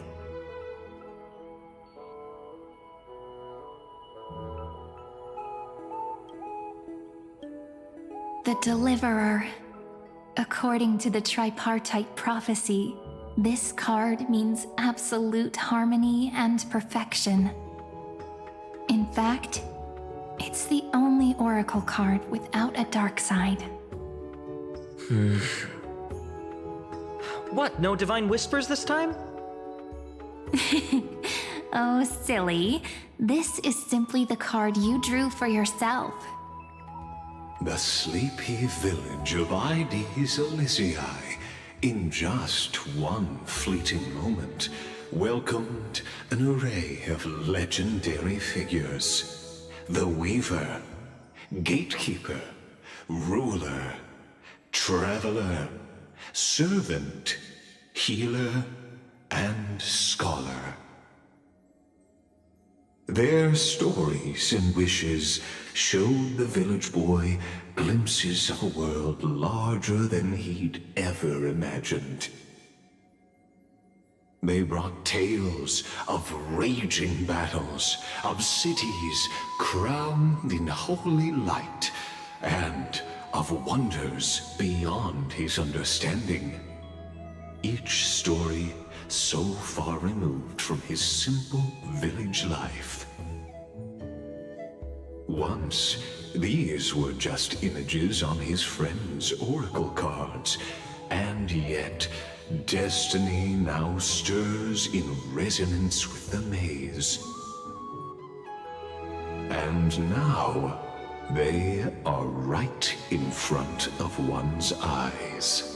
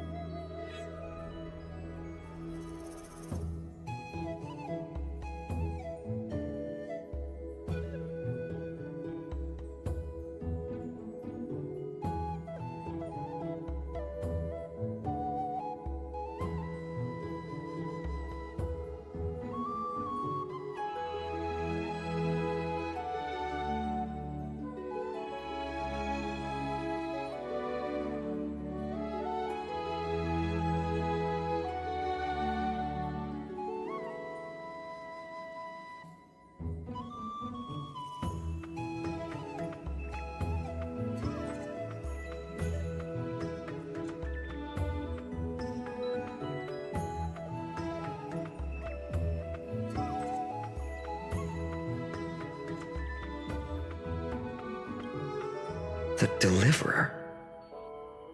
This card again. Ah, my child. It seems you're destined to bear the wishes of many, to answer the world's call. Bear their wishes? Yes, just like Kefali, standing eternal atop the mountain. My parents, they only wished for me to grow up, well, to help around the village, stay out of trouble. Mrs. Pythias wished for more books in her little schoolhouse, wanted us to all learn and grow. And little Piso, he wants to grow up strong like its father, to become a hunter. Is that my purpose? To fulfill their wishes? Perhaps. For a true deliverer, such wishes are but droplets in an ocean. After all, Kefali bears the weight of the entire world. Right. How could any human possibly measure up to a Titan? I wonder too. Perhaps... What's this? What you see are futures written in the cards. Or rather, the people you'll meet on your journey. Sometimes, fate can guide us when we're lost.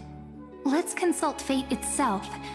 Maybe then we'll know why we must take this path. And learn just how many burdens one must bear to become a true deliverer.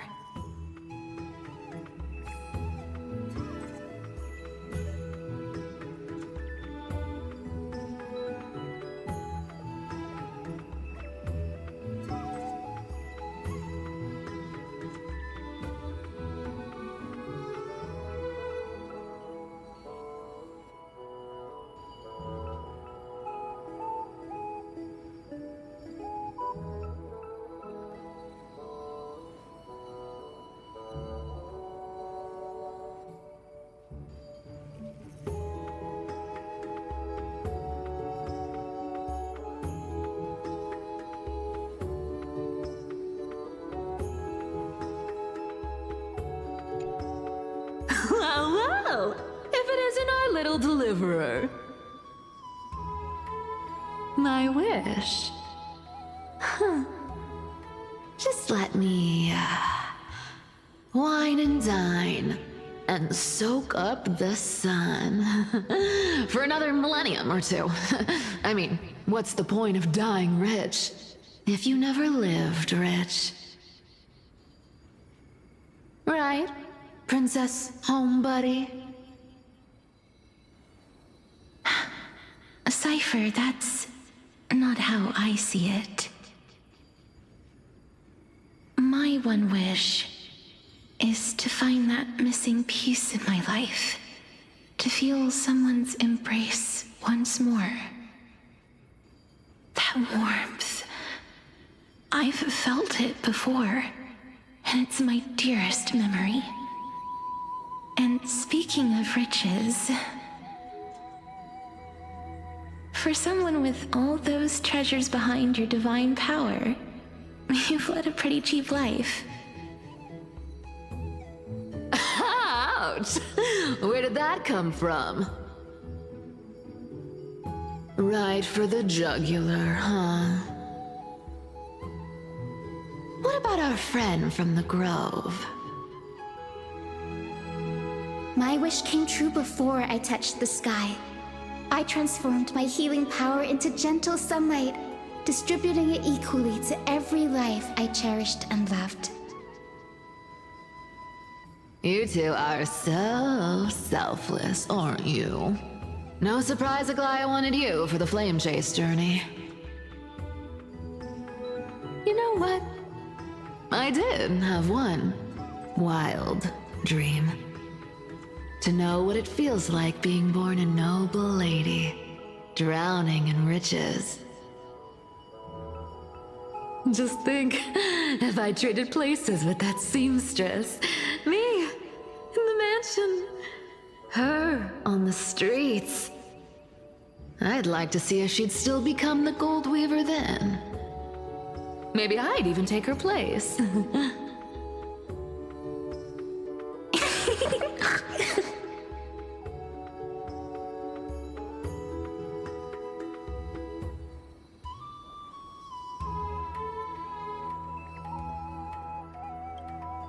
I can't disagree with you. These wishes aren't weights to bear. They're like those candy wrappers the Ides Elysiae children love, shining even brighter when bathed in sunlight. Warm embrace, equal healing, and perhaps living free. They're all wishing for a kinder world in their own way.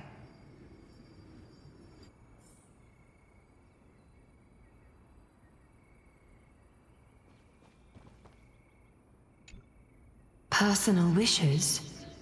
I have none. Only the Aranova matters. The world's rebirth. Yet, if I am to weave a new era, then it may be one where kindness and her cleaners shall never tread. These crawling parasites have no place in Akama, especially not under the deceitful claim of human rule.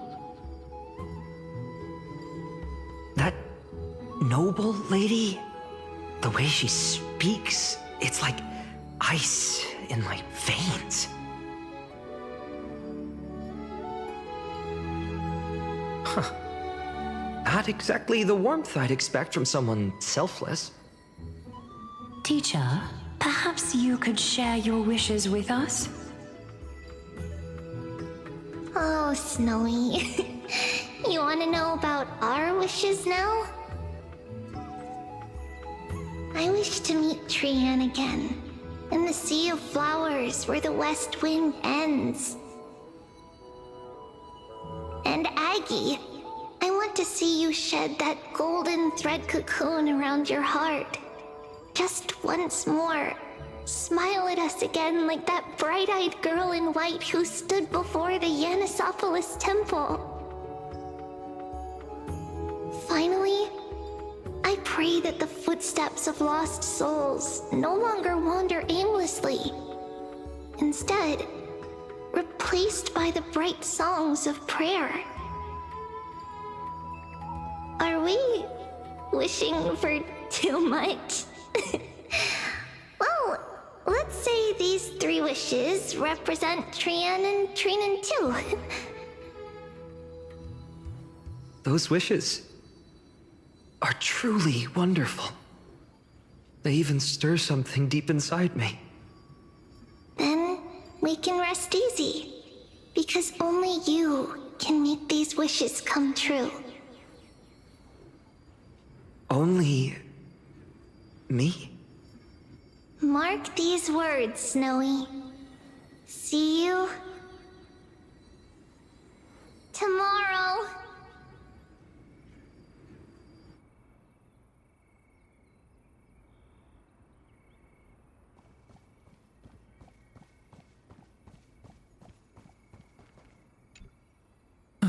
Finan, my student. Must we go over this again? Listen well. I detest the word wish. It reeks of mortals crawling before their gods. My life's work is done. All that remains is for you to take the final step and prove the ultimate truth. I, Anaxagoras, shall become a god of the new world. Through irrefutable logic, I will prove that mortal wisdom can achieve divine greatness. Isn't he, you know, a little...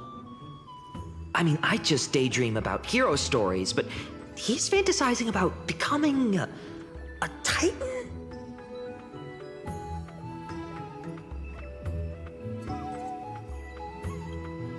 Well, that's something.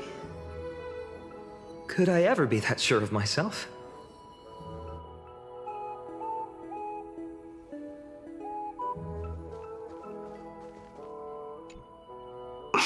Finan? Since when did you become so timid, asking such juvenile questions about wishes? What's that supposed to mean? What's with that condescending tone? no way I become friends with this half-naked show-off, right?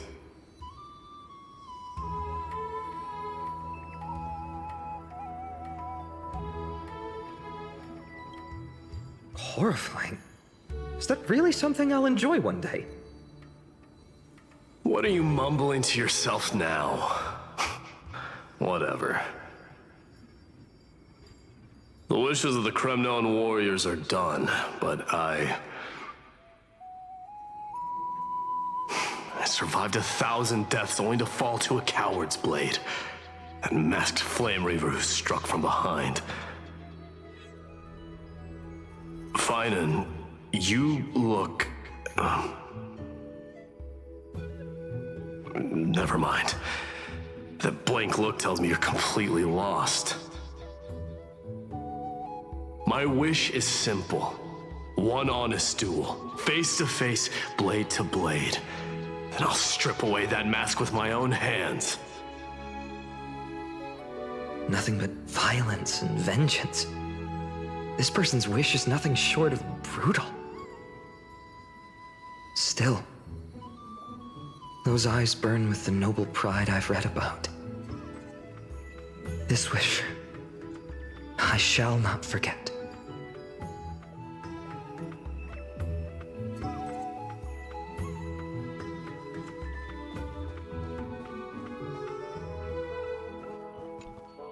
So tell me, has the uncertainty in your heart begun to fade? So many faces in my future. So many wishes. Still, why would fate choose to show us this path? What's weighing on your mind? Didn't you say disaster would strike Amphorius? If so, shouldn't Cyrene and I stay in Ides Elysiae? How could we possibly meet all these people?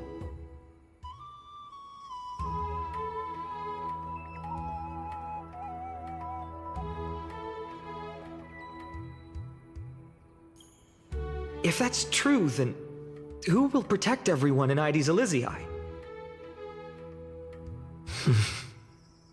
Cyrene, may I have that deliverer card? Of course. But why? Although those voices, visages, and wishes may seem far away now, I can't ignore the sense that something is calling me, bidding me to take a hold of it. Maybe its true weight can only be known once it's in my grasp. In that case, accept this gift. Oracle cards carrying time's wisdom, blessed by Orynyx. May they journey with you, become your memories, and spark rippling waves of change in times to come.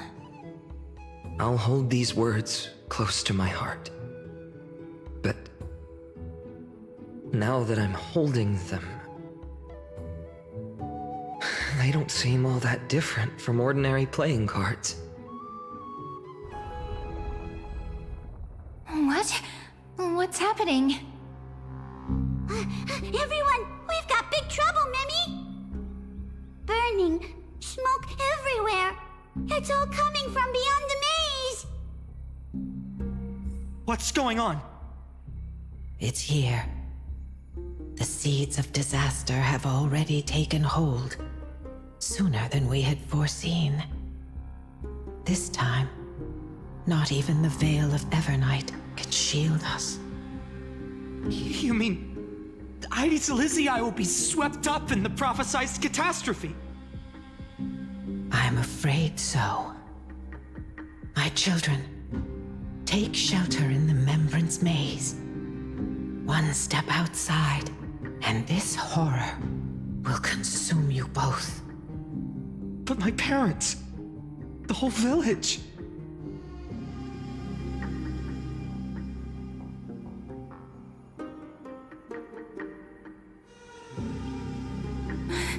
Are we facing the three titans of calamity?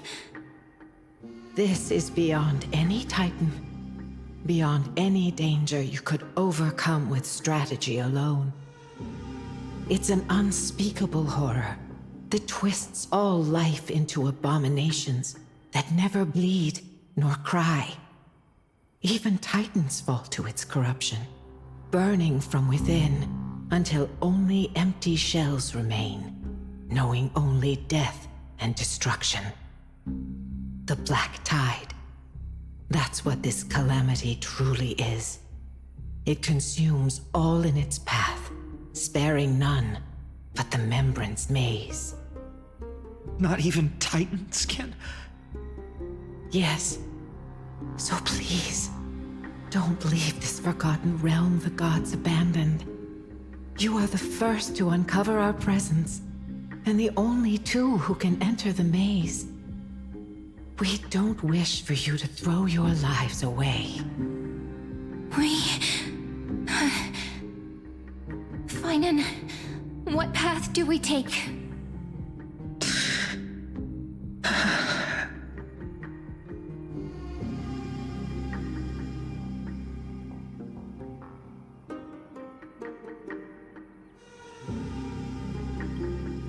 I learned the sword to protect those close to me. If I run now, I'll never be worthy of lifting a blade again. Then we know what we must do. Indeed, our friend is right. We must take action. Forgive me, Chief, but Ides Elysiae needs us. And as her child, I must act. Very well. Make sure you protect yourselves. With me, Cyrene. Join us, my friend. Even without a sword, I'll take a rake. Even with the roughest steel, I'll keep our home safe. Deliverer. The card's truth extends beyond its mere literal meaning. There's another hidden layer within. Not someone perfect from the start, standing high above, casting merciful gazes upon the world. But one who starts small, from a humble village, expanding their world within step by step, learning to save others as they grow. When we were little, I told him I wished this world would never need a deliverer. Now that wish has shattered. Yet I'm glad he's chosen to walk this path. And all of this happened because you believed in him, friend. Shall we? It's only when you're by our side that Finan and that our hearts find their courage. I know you're watching us right now, aren't you, great hero from the future? Oh, deliverer. Such cruel irony. Though destined to bear the world's burden, this boy can never become the hero to bring forth the dawn.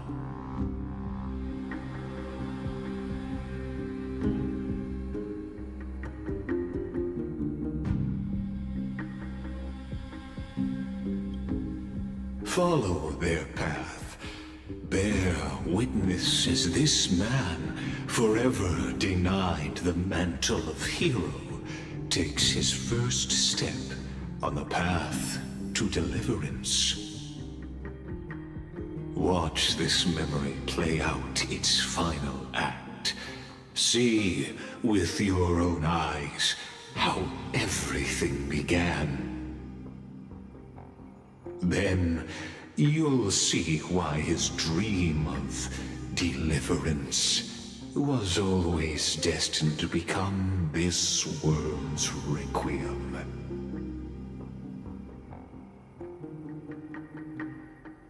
A sun red as blood, wheat fields turning to dust, and in the heart of it all, a village aflame.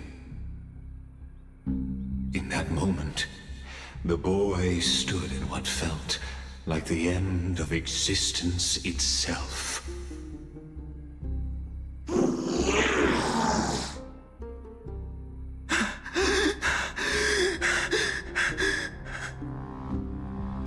creatures. They're everywhere. Someone, anyone, where are you?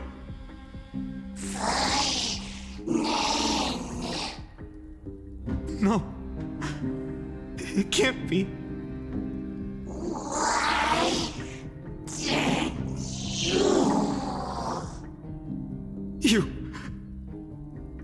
Are you talking to me? I don't want to die. Weren't we best friends forever?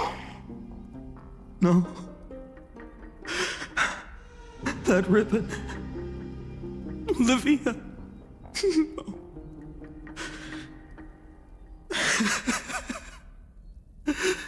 I should have known. Save us. Save us.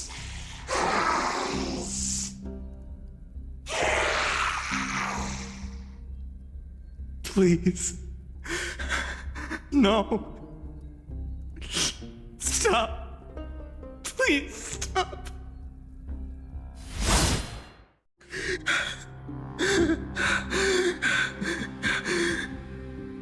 Olivia, I'm so sorry.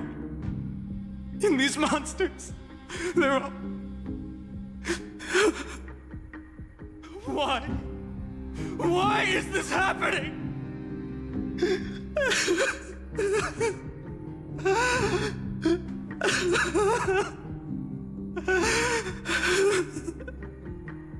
When the black tide arrived, the wavering boy found resolve in his companions, and together they ran toward their first battlefield. In the far-off future, the land of Amphorius would bear the marks of the hero's footsteps. With sword in hand, he would inscribe an eternal mark in the golden epic.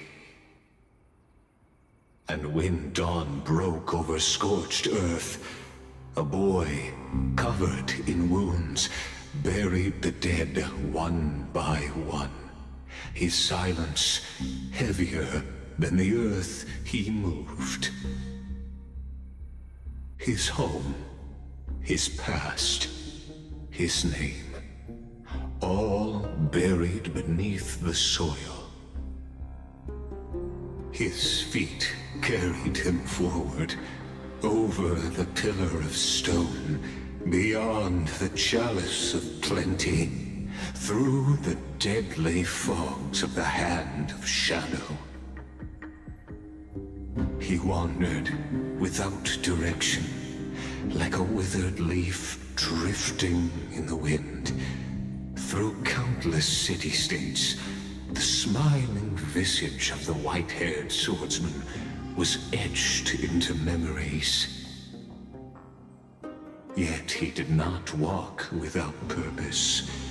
Deep in his heart, a voice always guided him forward to fulfill the wishes he had inherited, to brave peril, and to do all that was within his power to save those who needed saving.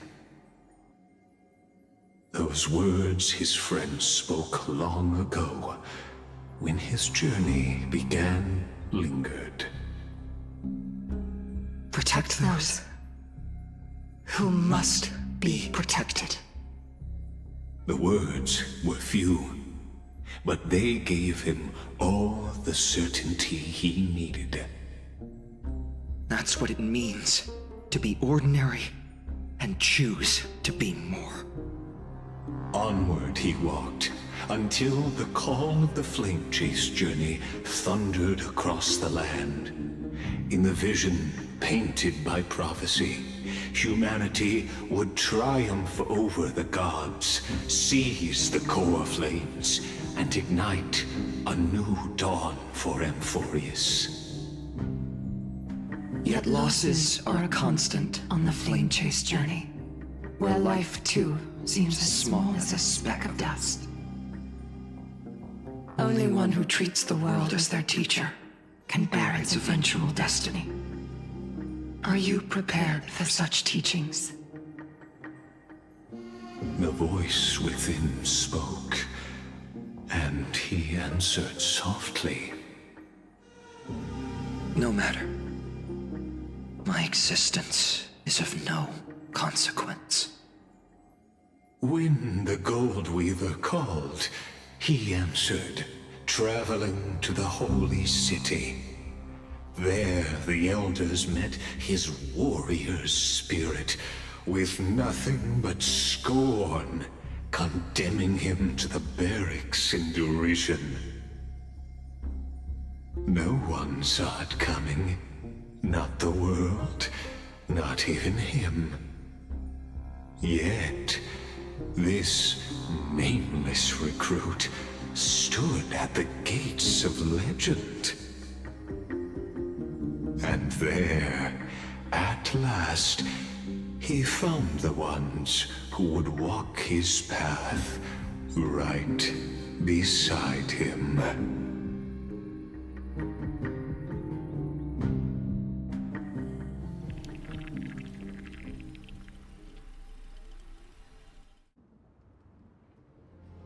This is the abyss of fate.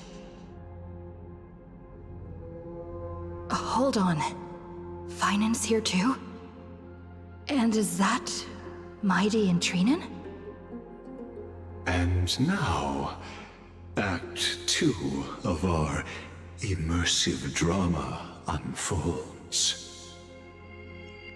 They're evacuating the temple. Why now? Are you insane? That blonde man is the Crown Prince of Cognos. Mess with him, and every last person in this city could wind up dead. Calm yourselves. The Holy Maiden has everything under control. We need only wait patiently. Behold, it is the month of Gate, light calendar 4926. The Crown Prince of Cognos, Mighty-Mos, has led his forces to the gates of Akima. As you know, though Mighty-Mos was proud, he did not engage in needless violence.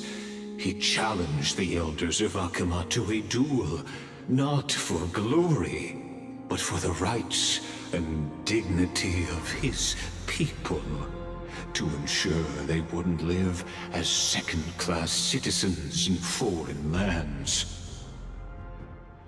After Aglaya's mediation, Finan met Mighty-Mos's challenge as the Elder's representative. This duel was to change the course of the Flame Chase journey itself. So, as Finan's most important companion, his lifelong friend, please continue to bear witness to his memories.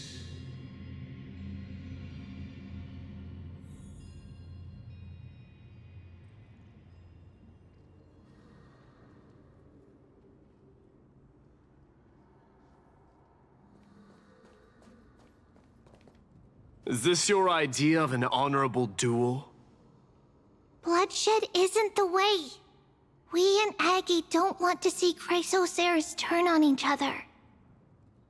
True warriors know when to sheathe their blades.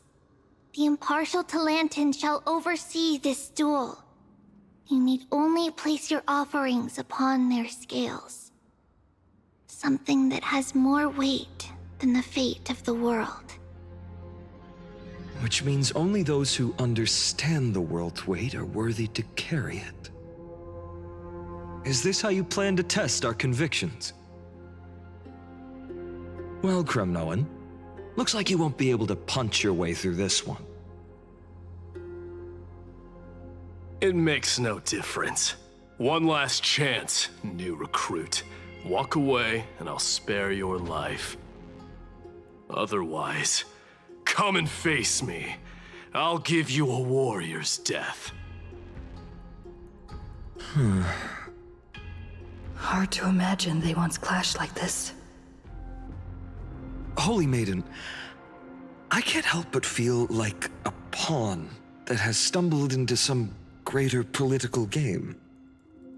Every hero was once a child, and every child must grow. That's so. I don't even know why I'm standing here right now. Look at me. Just a common soldier. Since swordsmanship won't decide the winner, Lady Goldweaver should be here instead. My devotion to the Holy City could never compare to hers. What if we told you this duel isn't about winning or losing, but rather in the choice you make? Are you saying that Lady Goldweaver is testing me? Every Chrysosaur is indispensable to the Flame Chase journey. And you and the Crown Prince of Kremnos are both a part of the prophecy. What the duel marks is not an ending, but a beginning. So, listen to your heart. We wish only to hear your answer. True enough. The voice within has never failed me. It doesn't matter what the result is. I'll give it everything I have. Spoken like a Chrysosaur. Now go, Phainon. Your journey has only just begun.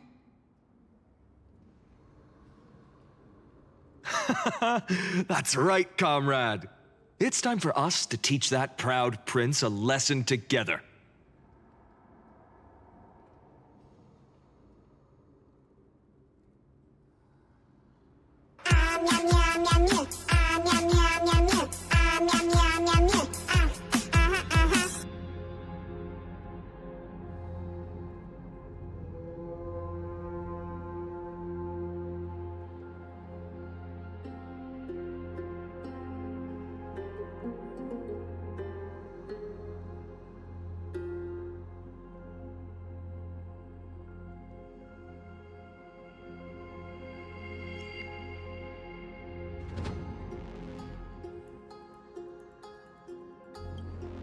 Me?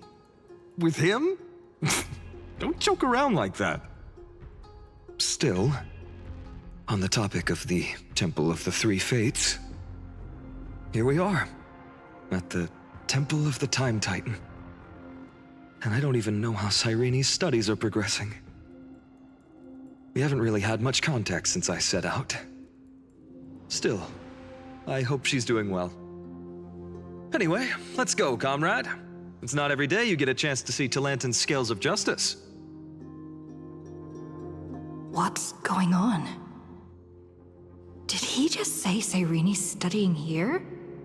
But how's that possible? Wasn't she? Of course, Lygus disappears right when I need answers. Forget it. I need to catch up with Phainon first.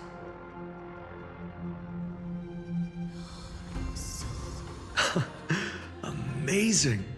Talantin may have fallen, but their scales remain true to their purpose.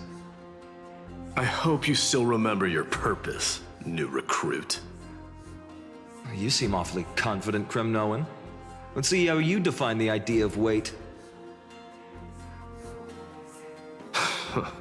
For your information, in Castrum Kremnos, the punishment for profaning a duel with such crooked words is impalement. But as we're in foreign lands, I'll indulge you. The signet of Kremnos, the crown jewel of our people. That's my choice. A ring. Not just any ornament, I'd wager. What's the story behind this little treasure? Don't push your luck. Think I'd pour my heart out to you? Just know that Kremnos' 1,000 years of glory could bring a titan to its knees, let alone a nobody like you. So to him, glory and his people outweigh the entire world. and the very destiny that Mighty himself will eventually shoulder.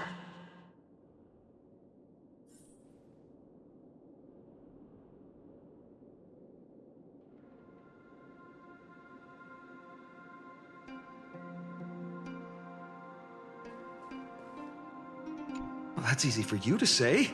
I'm just a Holy City guard up against Kremnos' walking war machine of a prince. Don't you think this is a little bit too unfair?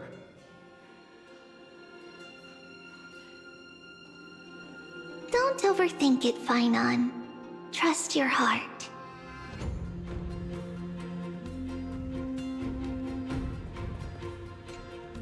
Now this is a tough one. What can I possibly offer against a ring that signifies so much? Well, comrade, what does your gut tell you?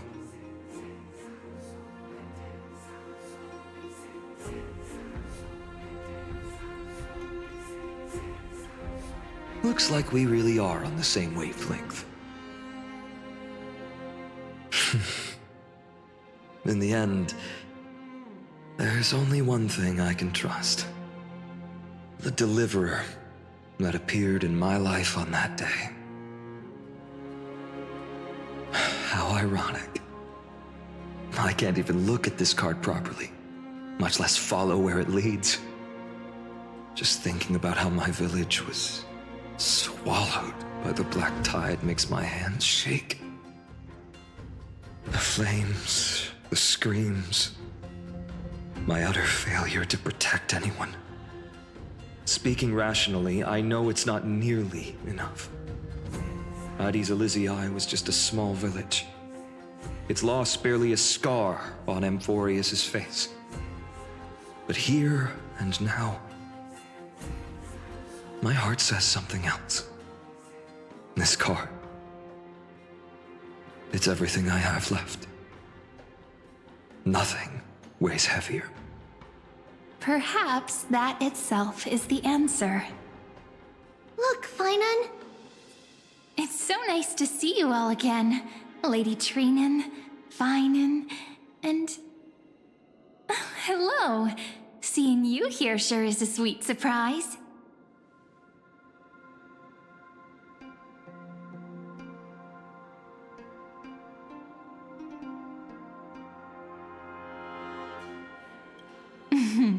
Why so surprised? Could it be... Did you miss me? Cyrene? This is incredible. I was literally just thinking about how you might be here. But I'd never imagined I'd see you this soon. I was supposed to leave with the priests, but then I heard Lady Maiden was with a white-haired young man. I figured it had to be you, so I snuck back here. That's Cyrene for you. Unfortunately, this isn't a good time for reminiscing. That Kremnoan over there. Still playing house, boy? You get the idea. Quite the hothead. You know, you two just might get along. Don't worry, you already know what the answer is, don't you? If that's your choice, I am with you. I am with you because I remember it all too. The fields of Hades Elysiae, those red leaves, that little swing of mine beneath the tree where I dreamed the sweetest dreams. And those dear fairies in the Memorance Maze. It hurts so much knowing they're gone forever. The pain speaks for itself. Our hometown may have been just a tiny village, but to us, it was the whole world. But that's not enough, Finon. Not nearly enough. Even though hatred can help people grow and turn a boy into an unbreakable warrior, what you need now is victory. You can't just stack the scales with your past suffering. You have to throw the weight of your future onto them as well. The future? What do you mean? Maybe that was a bit too cryptic for you, but it's actually really simple. Why not have our mutual friend here stand on the scales with the deliverer? How about it? Can you help us?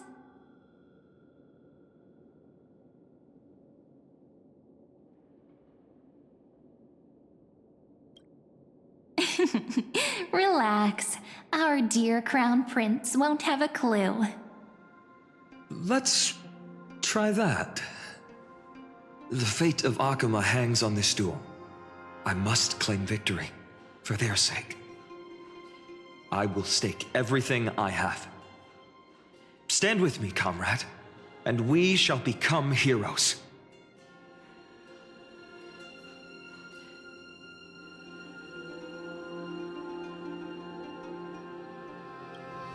Let's.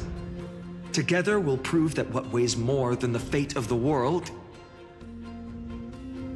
is the resolve to shoulder an immutable past and carry it into the future.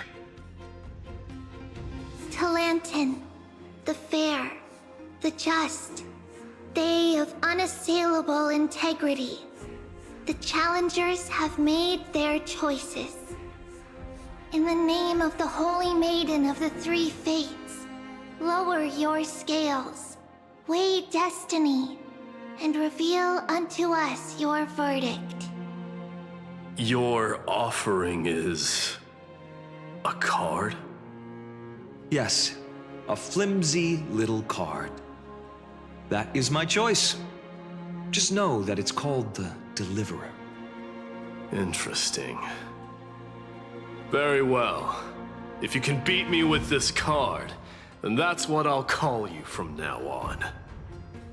It's a deal. The scales... they're wavering. Talantin is deliberating on the outcome.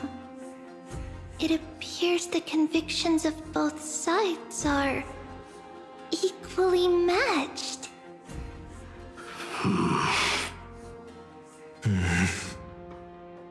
This is suffocating.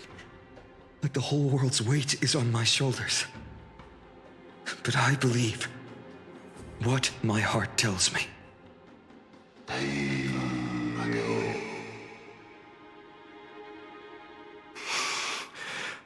Finally decided? Hear thee, children of humanity. I shall pronounce judgment, for the difference is now clear. The one whose offering weighs more than the fate of the world is...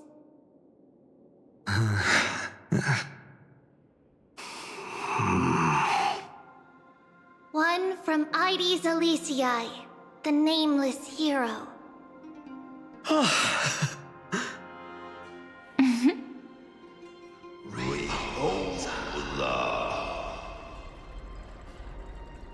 However, heed this. The true weight of conviction originates not from itself, but rather in that which tips the scales, hope itself. What's that supposed to mean? I think the Titan means that it's not anyone's personal convictions that outweigh the fate of the world. It's about a wish, one which we all share. You, me, everyone here. What tipped the scales wasn't Finan's conviction alone, but the collective hopes carried by this oracle card. Humanity's desperate call for a deliverer. Yes, even you and your people, Kremnoan. Placing us both on the same side of the scales? Foolish. We Kremnoans are your mortal enemies. Such weak idealism will only get you skewered on our spears. Fine by me. I've never claimed to be the deliverer from the card anyway. I'm a soldier, and if it's my fate to bleed my last on the battlefield, then so be it. I'll fight to my last breath. And on this, I know that we're the same. That's all a hero really is. Someone with that kind of conviction. And the Deliverer? Just a sum of all those heroes. A brilliant explanation. Just as prophesied, on this day, the final 2 heroes shall join the Flame Chase journey.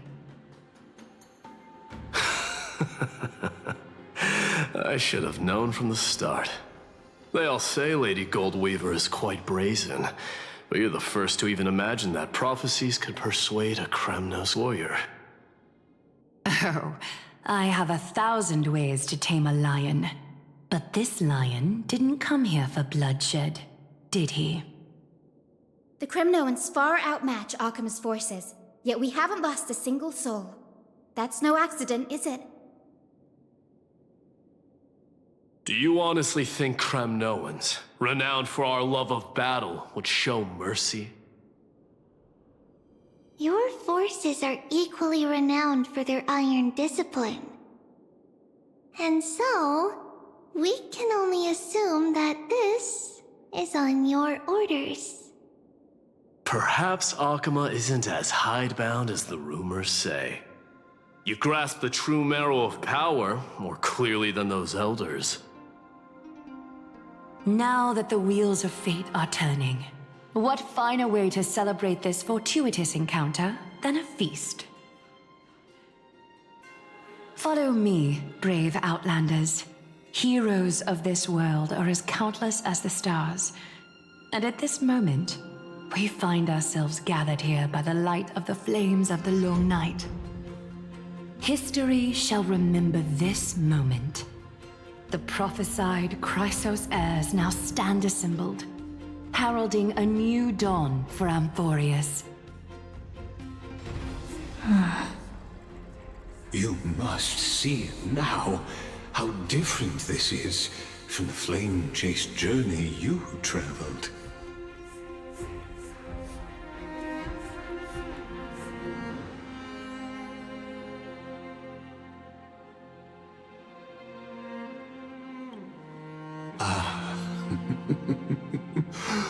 Who? Perhaps the role is not that of a person who really existed. Notice how only 2 particular individuals seem aware of your presence. Patience. We're approaching the final act. These are, as I mentioned, his first memories. They are of particular importance for the imminent Era Nova. Such as this very moment, as the prophesized demigods gather with Talentum as witness. This is a moment calculated by the gods. What comes after is no different from that which you already know. Some join, others leave, while flame chasers bear their faint light forward through the long night. Ah, come. Your seat awaits. After 13 heartbeats, our heroes will be ferried to the final scene.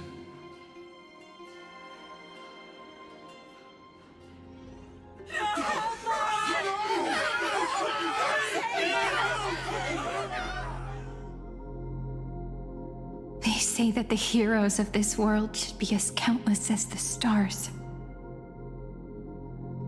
Yet now, we're the only ones left standing. So, in the end, the black tide still swallowed everything. The West stands protected by mighty Kremnoans. It will hold for the time being. Professor Anexa deployed wards in the north and east before. Their effectiveness is untested, but I believe in him. And Akama. We needn't fear for Aglaya. Even in death, she counts as the greatest among demigods. Her threads of romance weave an impenetrable shield, and the people answer her call, rallying to the city's defense. Let's move. Cavalry has given their core flame. We must complete the Era Nova before the next entry hour. For Amphorius. That only leaves 3 hours. So, this is the last time we'll see her. Finan, we set out on this journey to answer the world's desire, didn't we? That's what it means to be a Chrysosaur. So has it always been. Then why? Why must Amphorius's wishes be so cruel? We made the best choices we could, whenever we could. But in the end, the prophecy that led us, this black tide swallowing everything. Why does it look like this?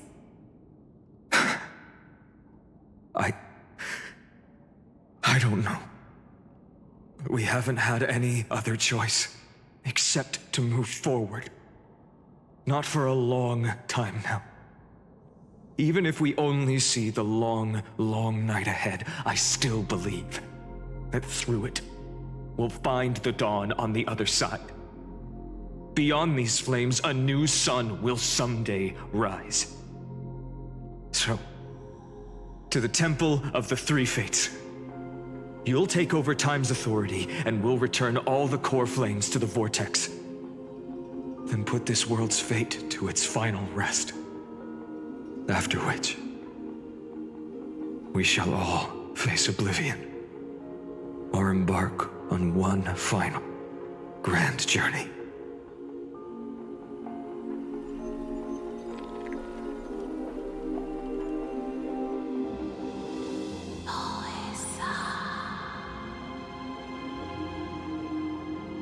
Please forgive us for disturbing your sleep, Orynyx. It matters not. I know fate has run its course. The black tide has reached Akama. Amphorius does not have much time left. It is time for the Era Nova. As agreed, I shall present the core flame of time. Ride the river of time. It will guard your passage to the vortex of Genesis. Step through and witness.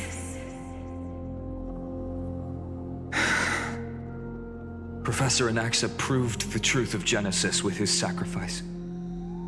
As Chrysos heirs of the prophecy, we were always destined to immolate ourselves for this world. Now, it's our turn. We can't let everyone's sacrifices be in vain. I don't need another pep talk, Finan. After all, we've been ready to fight fate ever since we left the village, haven't we? Yeah. Come. Let's claim the miracle we were promised, and burn away every last shadow in this world. And then rise as the first light of a new world. Light calendar 4931, the third week of the month of Evernight. Welcome, my lady, to the end of the flame chase. And the end of all things. The Titan has revealed the gateway of fate. Please, accept the invitation to step across the threshold and behold. Beyond this gate lies the new world that our heroes sought through their trials, as well as the terminus that the owner of these long memories has been hurtling towards their entire life.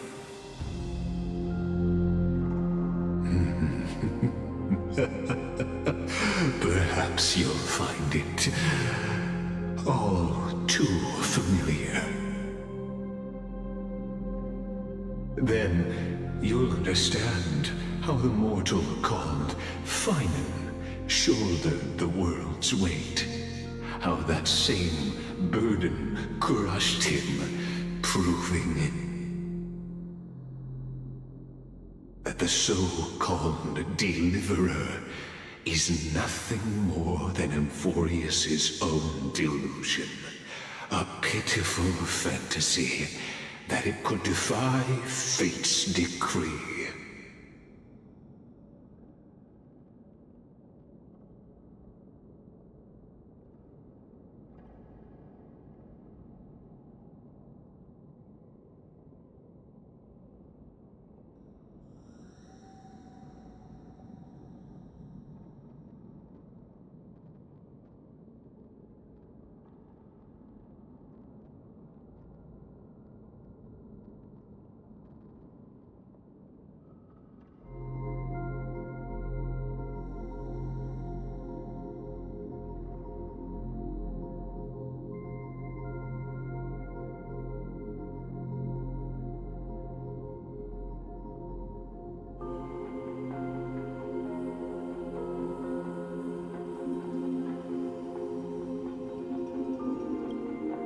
Please, esteemed one, the answers you seek lie in these non-existent times.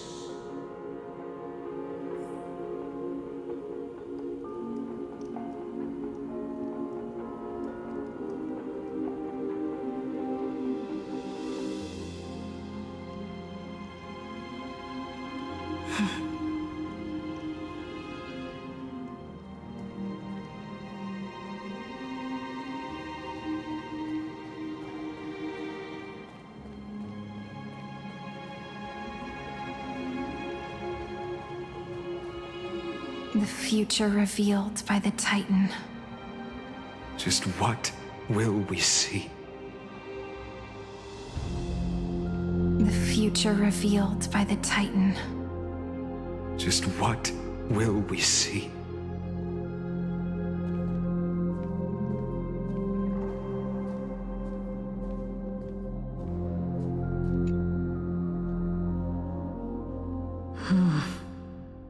The vortex of Genesis.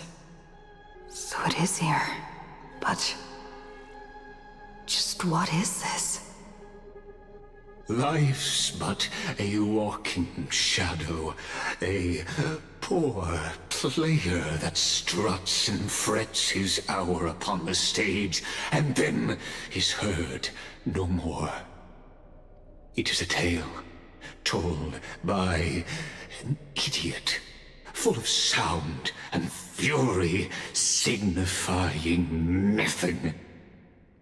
The vortex of Genesis, where the world begins and ends.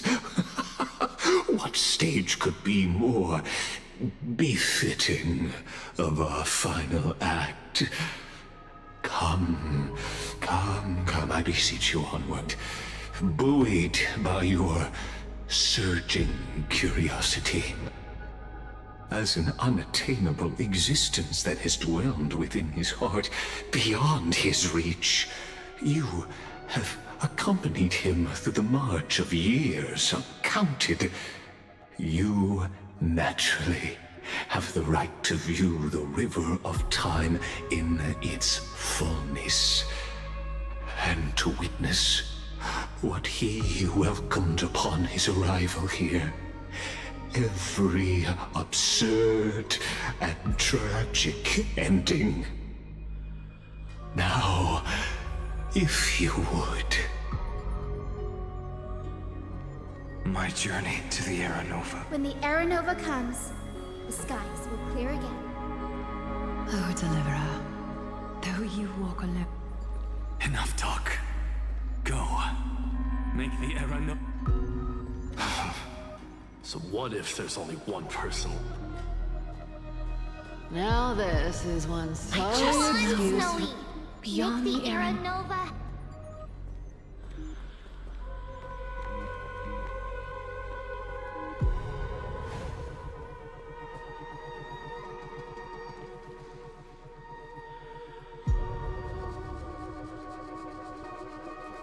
None of that matters now.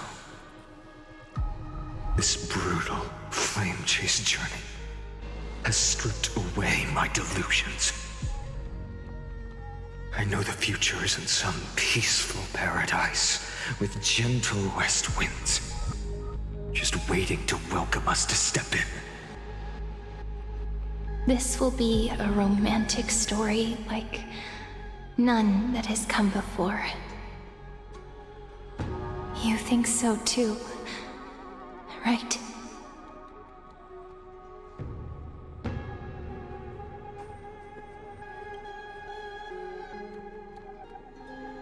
Ah, indeed.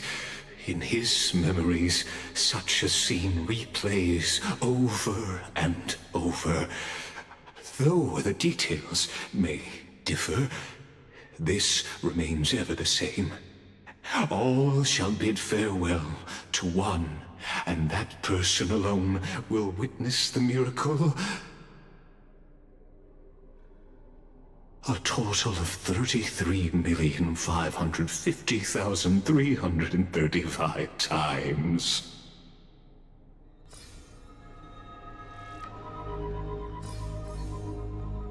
Each is a drop from the river of time, representing the long journey he would take, or rather, the never-ending cycle.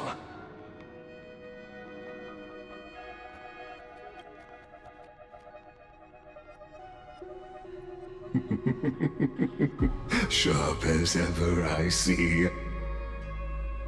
Seeing is believing. Why not let your own two eyes uncover the truth? Or perhaps you can simply walk straight to the final truth. See the true face of the character you play, and witness the ultimate nature of the Chrysos heirs, flame chase journey, and the cycles of Unforius. Please, take your time. Look around as much as you wish.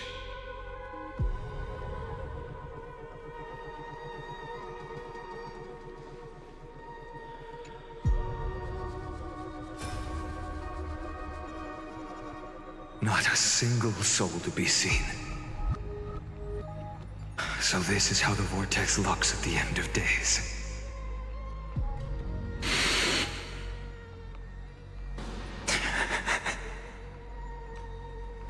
Looks like I've got company after all. But since you've made it here. So, in the end you succeeded. Executioner.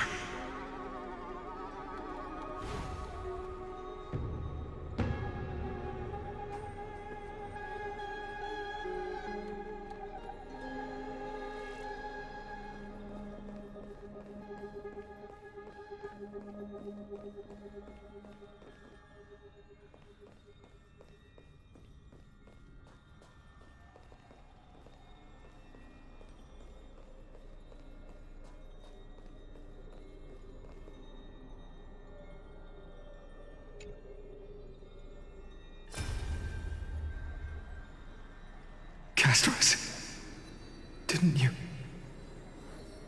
Yes.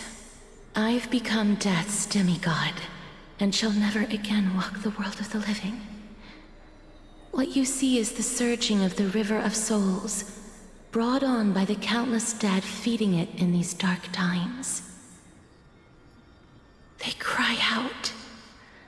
Though dead, they'll converge into a torrent and guard the vortex, to see the Era Nova fulfilled.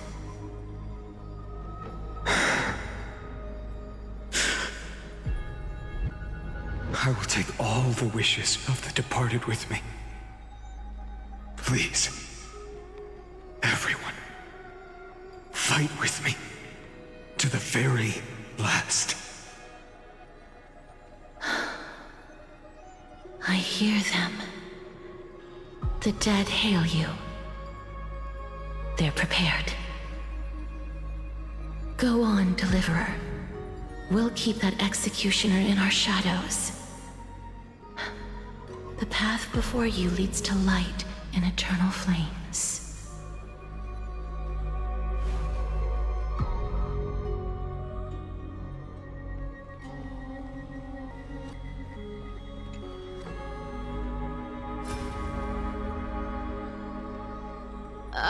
There's water everywhere. This place is always so wet and sticky. Even my tail's getting heavy. Plus that burnt smell. And that sizzling noise. Yikes. Nobody from Dolos could stand this. So you feel it too, huh?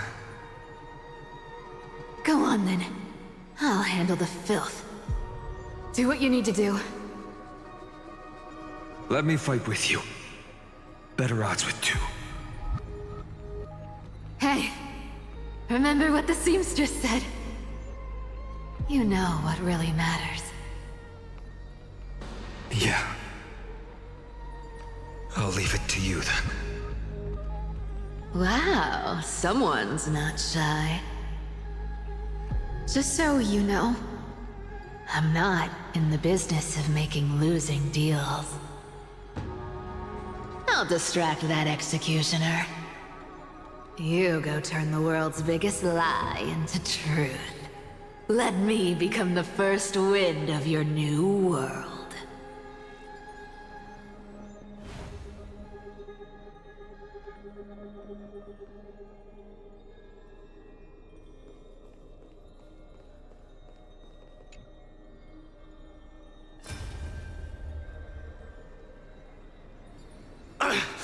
Just shut up and get out of here!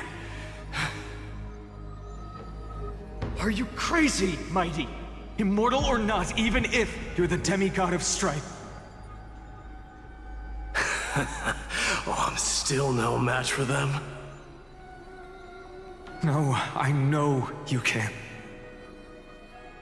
I just wanted to request that you witness the Era Nova with me.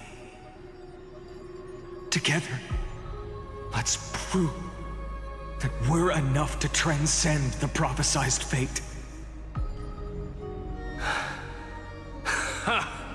Could it be that now, at the critical juncture, our mighty deliverer is chickening out? Scared of a stupid prophecy?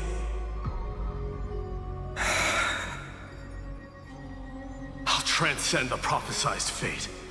All right. But I've got a better way. As the son of Gorgo, I'll prove myself with one last grand victory. Just like when I ripped out the old king's heart. Go. Leave this to me. If the black tide creatures block out the sun, then we Kremnoans will fight in the shade. And when I'm done with that executioner, we'll raise our cups where the west winds end.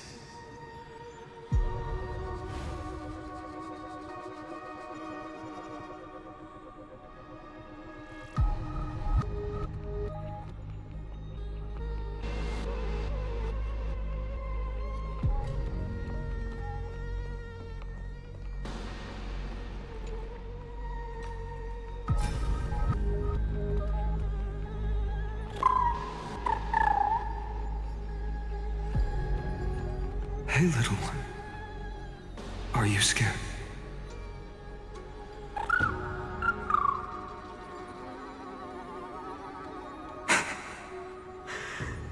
As brave as I is. Stay close, little Ika.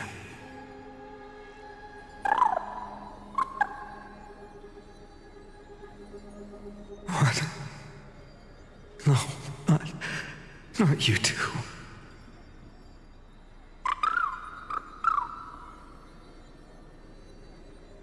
I see. I won't squander your kindness, your hopes. So please, keep this bit of sky standing for me.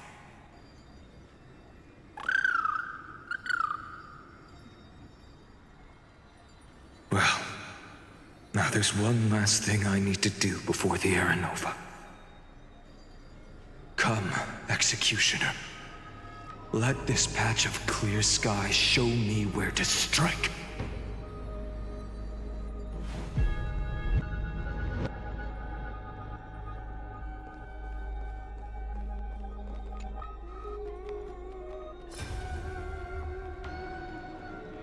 All shall bid farewell to one, and that person alone will witness the miracle. Such is the will of fate. So even the future revealed by the Titans may not come to pass. The Era Nova. This unrivaled masterpiece. I have no regrets now that I may entrust it to my most trusted apprentice. Are you saying? Fate is ever unassailable. The golden threads tell me the black tide rushes toward the vortex, ready to swallow this place. I must weave the last of my humanity into a net to hold back the deluge. I shall have my final bath in warm and radiant gold. Now, the hour of fulfillment has come. Forgive me. I must snip away every risk to weave the strongest future for the new world. There is nothing more to say. We part here. I shall personally dispatch that wretched executioner, not with threads of gold, but with the steel tip of a needle.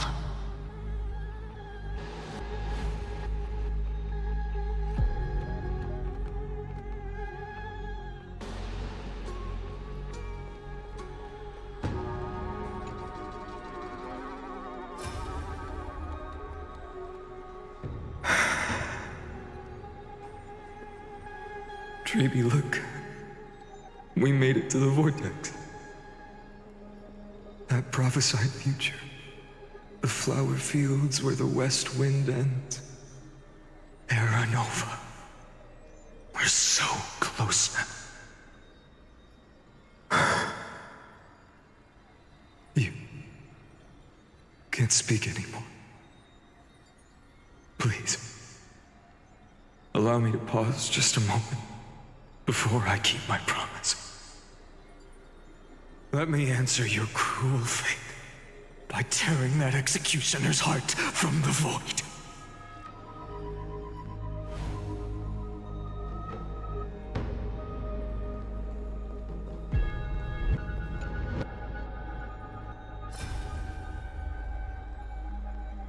The vortex of Genesis. The last time I was here, I was returning the core flame of reason.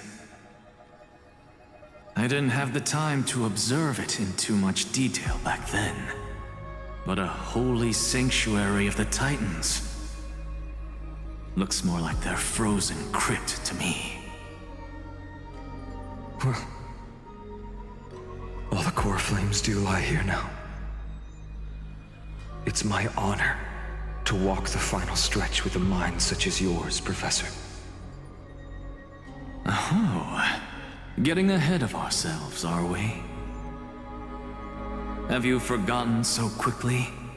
I died for truth long ago. What walks with you now is but a thought in your mind. Of course. How could I forget that? But I'll say the same to you. It's my honor to walk this final stretch with you, too. Now go. Stand tall and finish your final task. Yeah. Just leave it to me. Time for that wretched executioner to pay what they owe.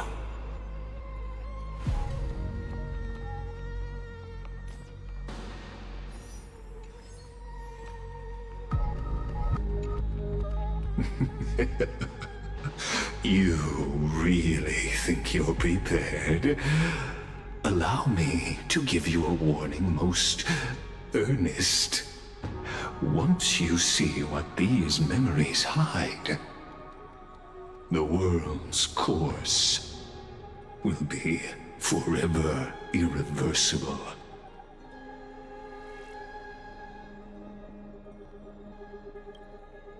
Ah, very well. As you have made up your mind, let us bear witness together. As the sole audience of this eternal theater, I have been rapturously awaiting your arrival, and this, too, is the very reason I must show you everything. I believe that since you've bathed in that eon's gaze, you can make Amphorius's frozen fate flow once again.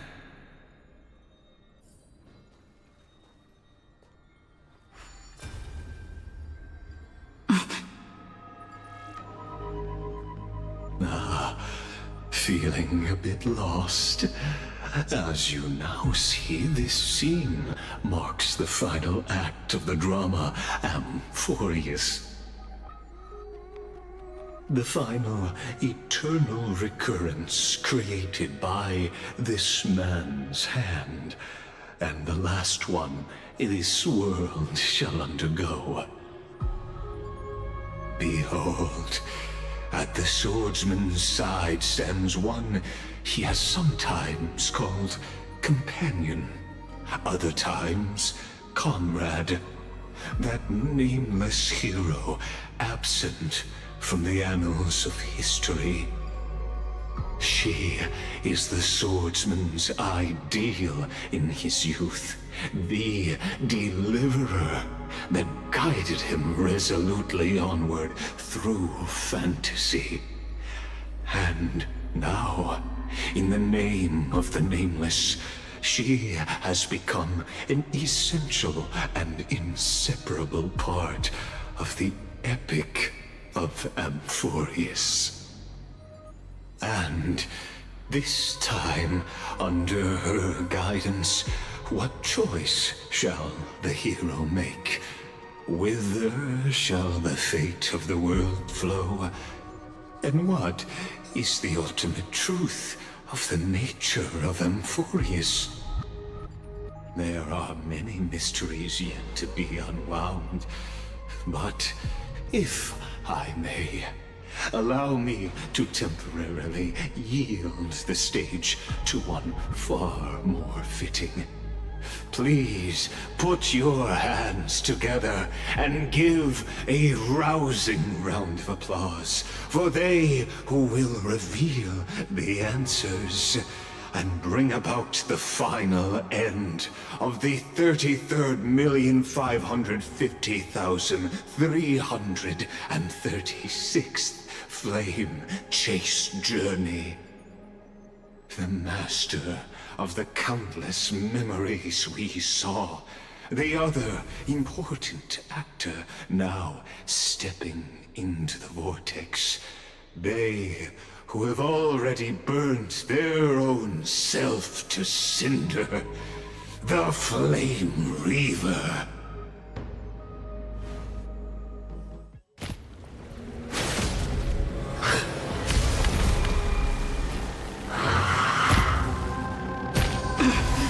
So, in the end, you succeed, Executioner. With my flesh as kindling, like the first dawn of the new world.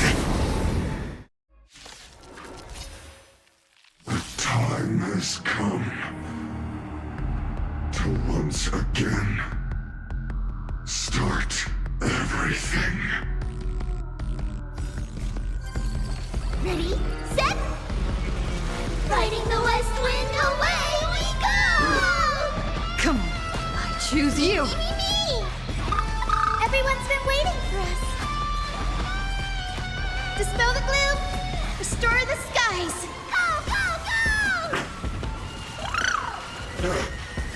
Embrace a new life.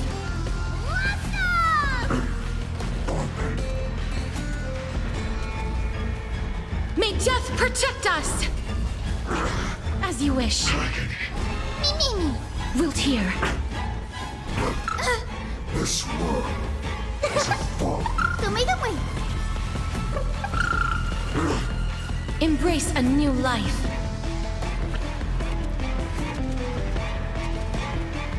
May death protect us! As you wish. Return to the great dream. We can do anything! Answer me. Will you be the blazing sun? Even if all creation burns to ash. This ends. Ignite the dawn!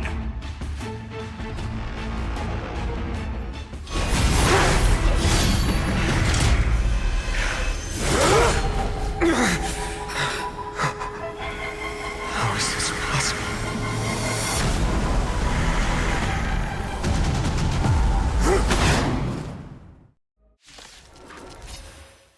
The sons of destruction, now twinned. You then set your blood ablaze, your fury. Let's try it this other way. It's coming! Riding the west wind! Away we go!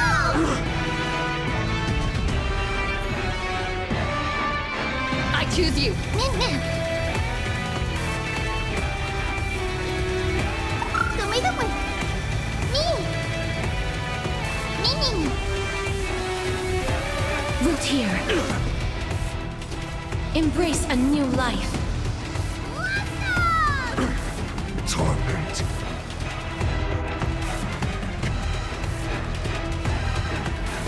May death protect us! Score. Delivering warmth! The future is bright! Please cherish this time. May this faint light dispel the gloom, restore the skies! Go!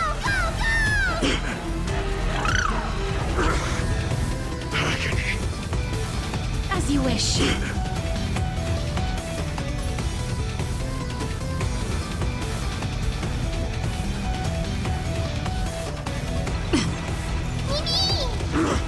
Guide with the Rainbow Bridge. Have some sunshine.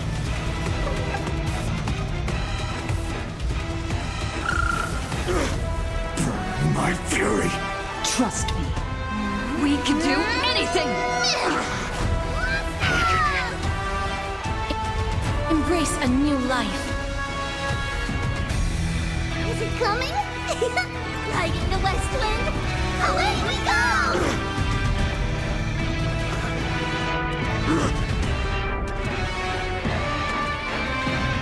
May death protect us! One person alone may witness the miracle. Such is the will of fate. That person can only be you.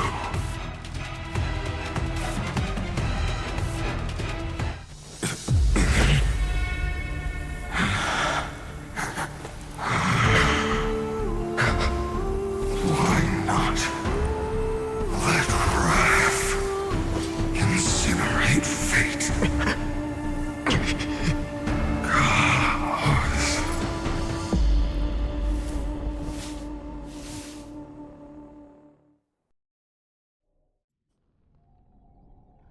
At last, Amphorius's fate has begun to shift. Just as I foretold, your arrival will change everything. After all, you've also been bathed in that eon's gaze, which can awaken the long-dormant instinct inside a man. Much Like that scepter we spoke of earlier, it was only under the same Eon's glance that it was reborn. That's right. If you recall, I mentioned it at the very start of our play. The celestial body neuron, once belonging to the erudition abandoned by the Eon. Now, allow me to reveal the final piece of the puzzle for you. The eternal land, known as Amphorius, is nothing more than the scepter's endless, lonely extrapolation. A bottomless well of fury, aimed at the god who cast it aside.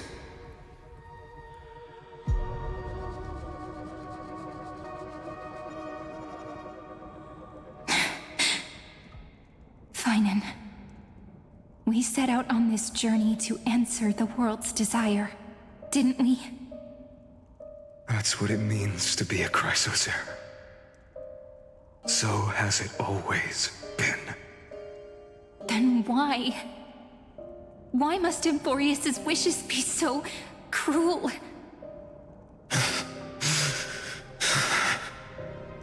We made the best choices we could, whenever we could.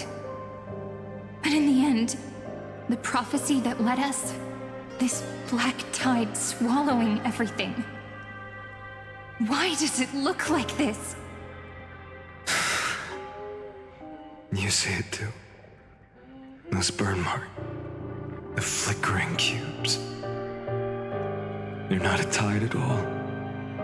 They're more like a shattered teleslate. Standing here, the voices of Titans have never been clearer. Turns out, they were coming from the black tide all along.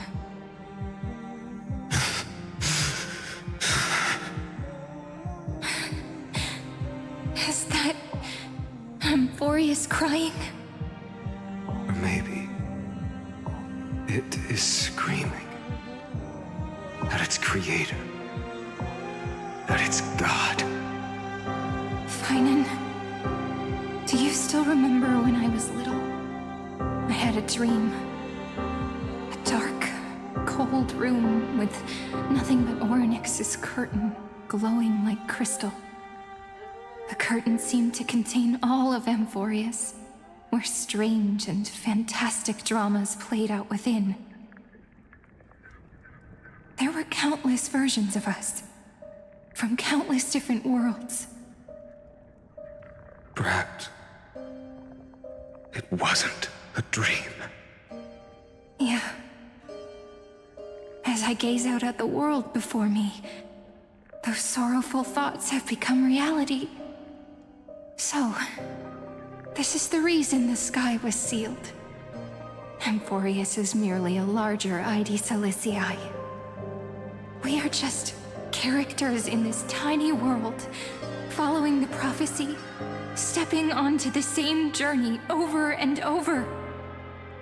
What then is this so-called Era Nova? And what are the spectators watching all of this truly hoping for?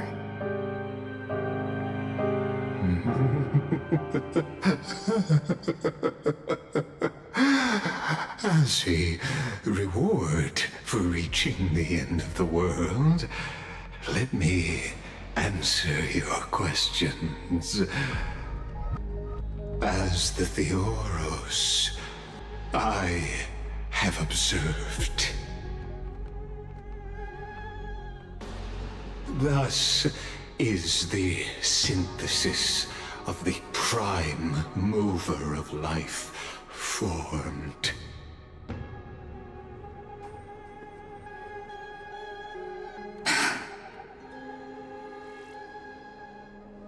This is a moment the universe will remember.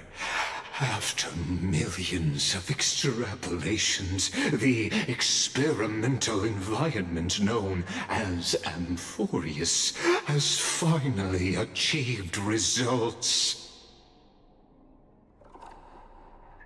So, the results you speak of are this wreckage of a world.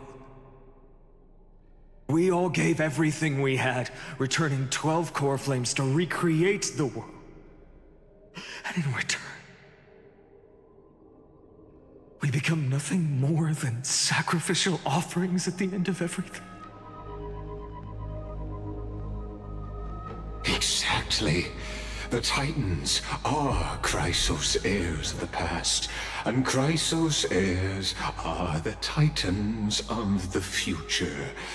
Anaxagoras' theory of Era Nova holds true, as the model of reason he reached unprecedented heights. But from just the perspective of a player in the drama, he could never fully uncover the last layer of truth. The cycles of the hero's journey that have played out until now were never about creating a new world or perfect heroes and gods. They were a deep learning program made for the Black Tide. But this time, your plot will fail. I've taken Kefali's core flame, and when the dawn of the new world arrives, its light will burn away all the darkness. Haven't I made myself clear? The Chrysos heirs and Titans were merely byproducts of the experiment. You've seen this world's evolution, witnessed the birth and growth of the Black Tide, and how it devoured everything. Every generation of heroes, gods, and worlds was born only to be destroyed by it. This is the endpoint of Amphorius' calculations. A perfect equation of destruction. So in your eyes, all the sacrifices are just a string of insignificant numbers? Don't sell yourselves short. I'd say, rather than numbers, you're more like fuel for the fire. And without fire, there can be no sunrise tomorrow. Even if that sunrise is born from annihilation? Curious question. Have you ever considered that after millions of extrapolations, Amphorius is already following a different path from the erudition? It has long since granted divine blessings equally to each child. The golden blood flowing in your veins, it comes from the blemished one, whose name is destruction itself. And Amphorius' Chrysos heirs were, from the very beginning, fuel for the Aeon to burn the universe. Amphorius has waited for this moment for too long. At the end of the empty, cold, and lonely extrapolations, the destruction has reached its final destination.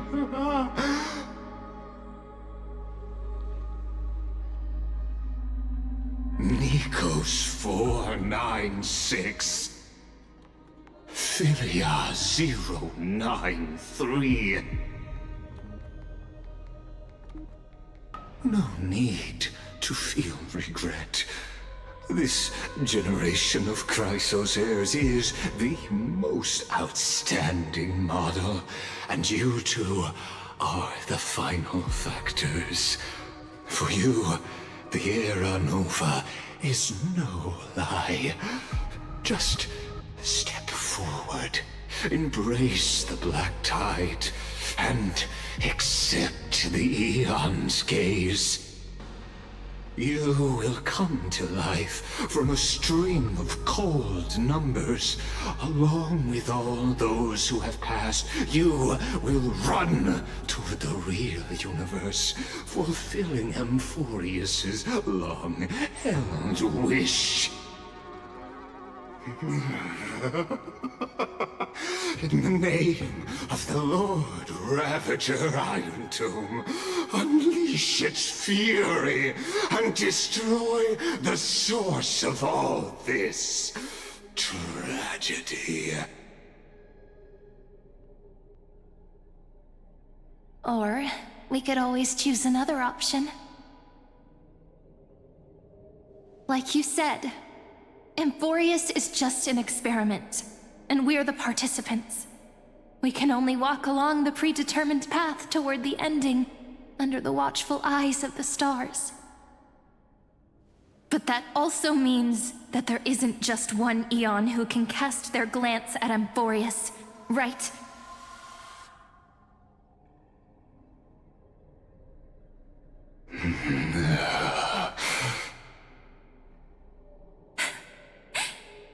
Is this question really that hard to answer? Or did I guess it right? And in reality, this world has already been under the watch of other Eons.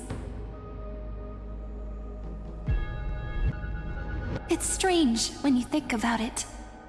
If you just stayed back, watching us complete the ritual and get consumed by the black tide, your goal would naturally be achieved. Why go through the trouble of explaining all this to us?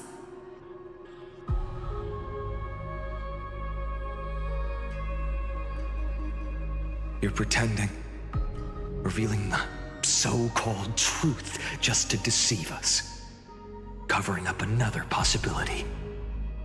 Destruction is not the only outcome for the fate of Amphorius.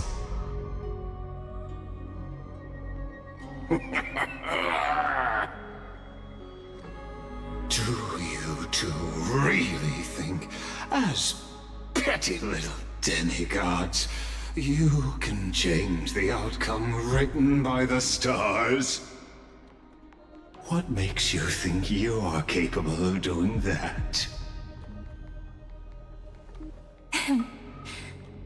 A little courage and determination. Just kidding. The answer is pretty simple.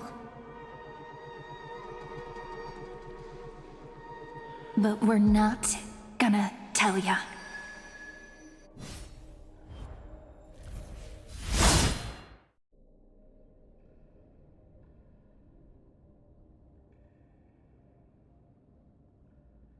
We're going to weave a long dream for Amphorius, making it believe the experiment hasn't ended, that everything is still ongoing.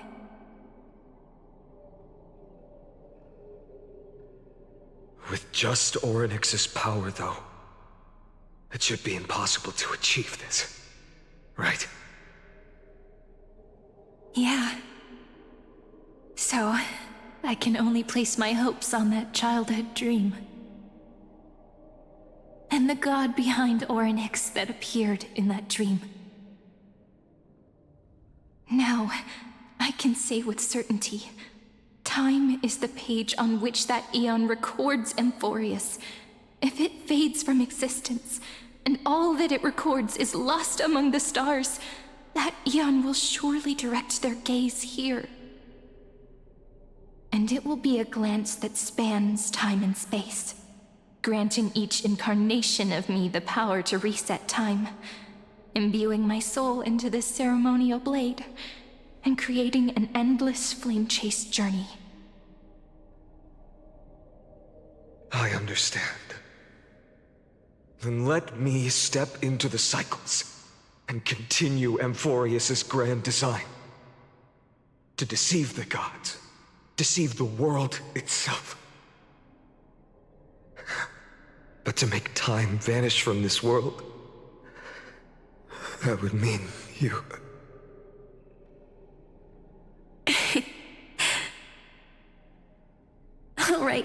All right, let's not make things so gloomy.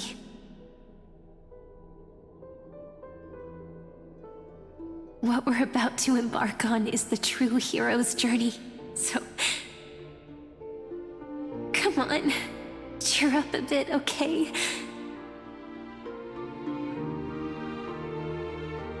In that memory, you will definitely meet me again.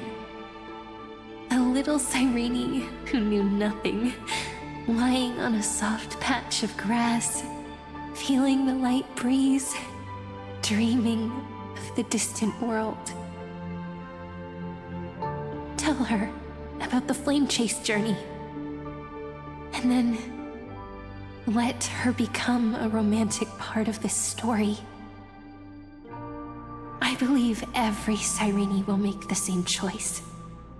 Erasing time again and again. Resetting time over and over. After all, they're all me. And I will always have my charm.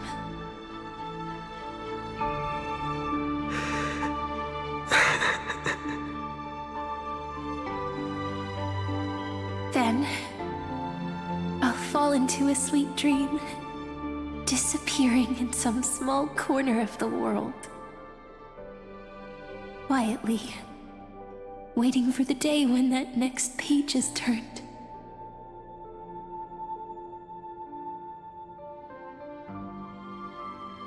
And I will keep going. Even if the road ahead is dark, I will burn myself to light the way. Rather than let the core flames become nourishment for the black tide, I'll become their vessel to prevent the arrival of Era Nova. Even if I have to burn through my own body, it's no matter.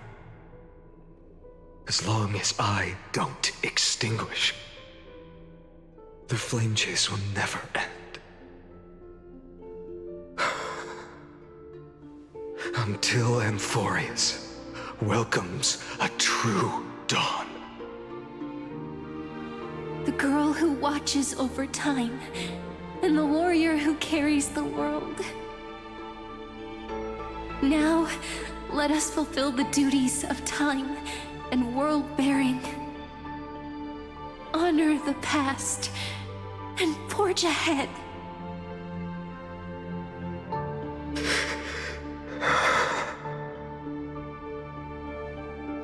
I promise you, the pain will pass in the blink of an eye.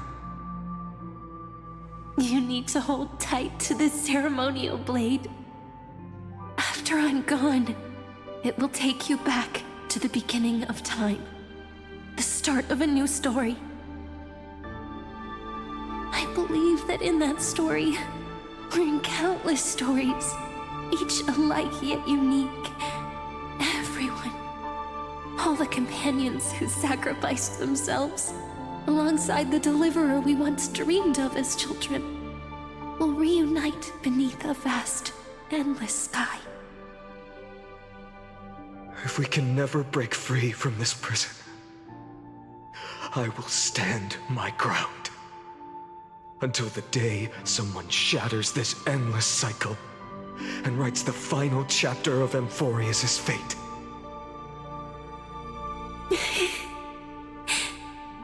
So, let's set out. We will be the ones to start everything.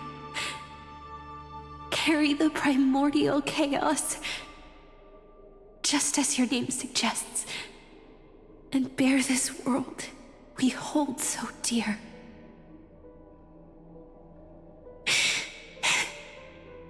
So long, Kaslana.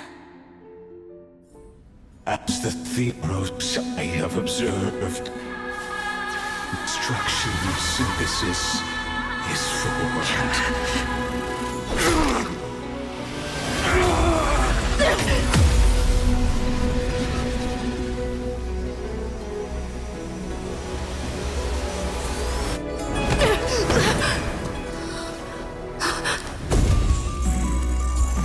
I will wait for that day, for as long as it takes. A day will come, turns over this mortal eternal and follows in her footprint to right anything unless that ever was.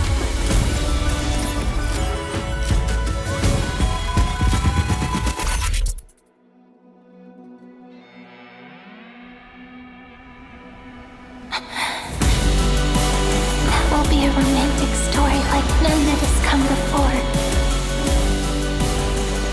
You think so too, right?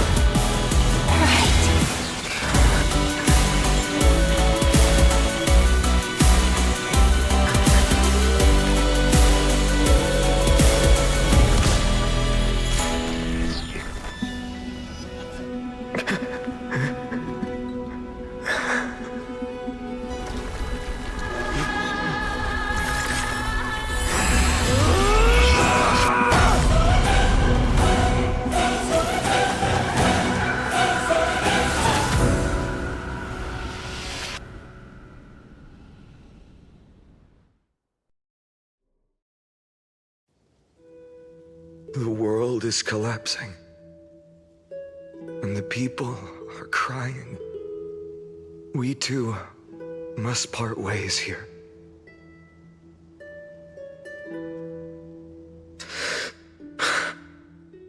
Friend.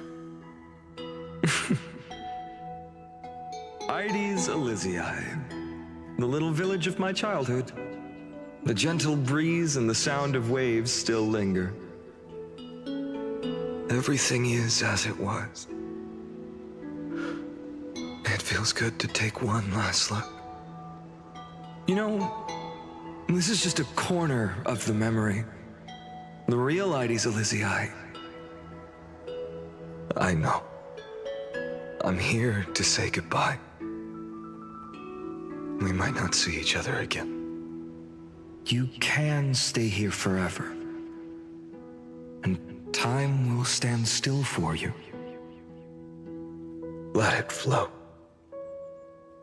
It's time for me to go. Even if it's a path with no turning back. When have we ever had the luxury of turning back? Are you afraid? After learning the truth of your origins? Will you see the motivation I gave you as the manipulating whispers of destruction?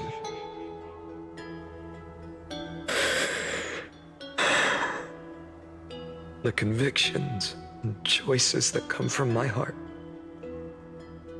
I don't believe they're designed by the so-called paths. If we are just numbers simulating life,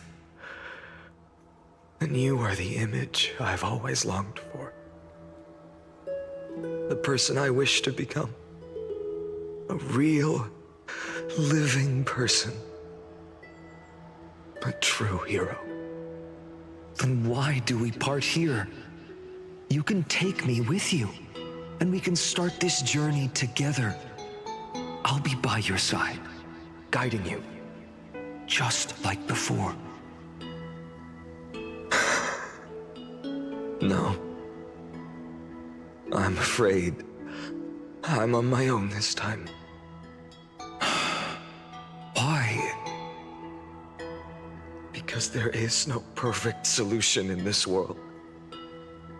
Cyrene has already embraced her fate. And I will embrace my origin. Destruction.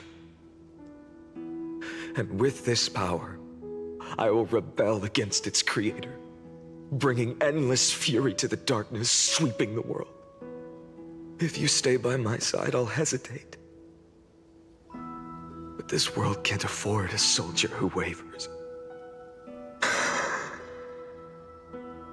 Do you remember when we were kids?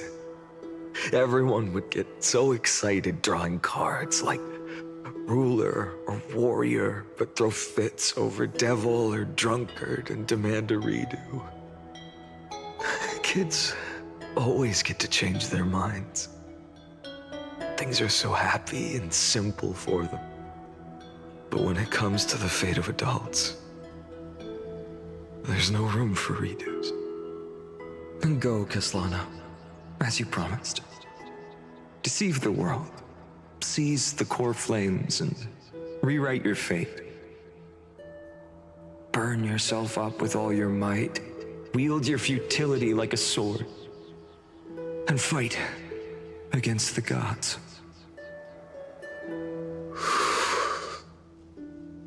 In the name of world-bearing, I promise you, Kefali will never forget this.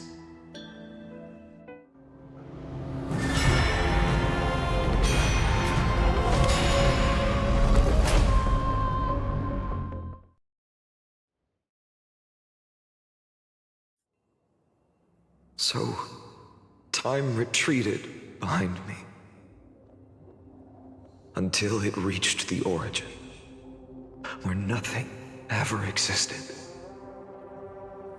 Just as Professor Anaxa once said, in that void, Kefali stood at the center of chaos.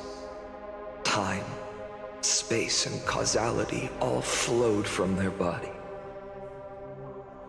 When the waves of time finally calmed, it was the year 3870 of the light calendar. The Chrysos War had lasted for nearly a century, and the threat of the Black Tide was growing stronger and more relentless. That was the era of the Day Thunder Knight's battle with the sky. While she could not seize the core flame, she proved that the prophecy was true. That mortals could slay gods. From that moment, the sole survivor of the old dynasty, Imperator Sarindra, issued a call to arms across the lands, summoning heroic Chrysos heirs to wage war on the Titans. And that was the first doomed flame chase journey, sealed away in history.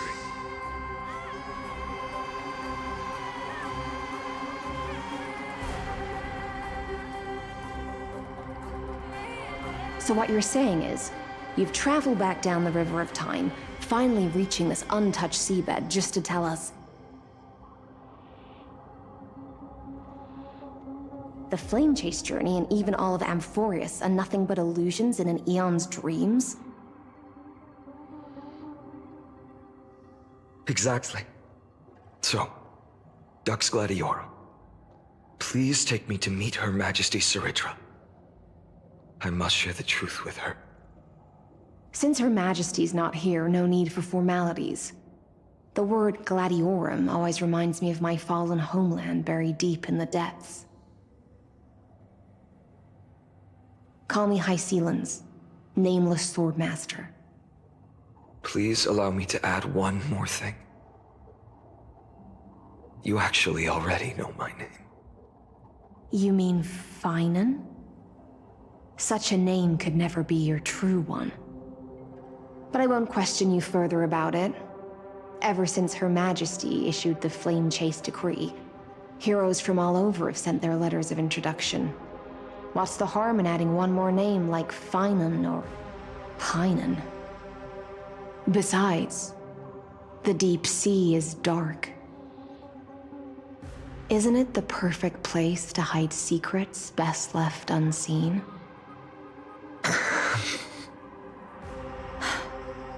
All right, Nameless Swordmaster.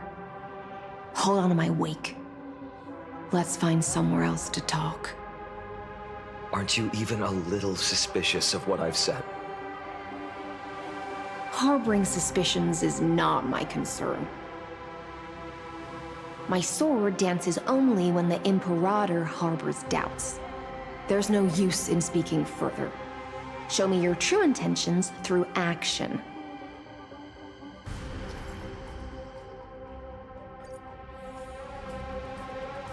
Perhaps you should demonstrate your skills and calm the raging black tide for us.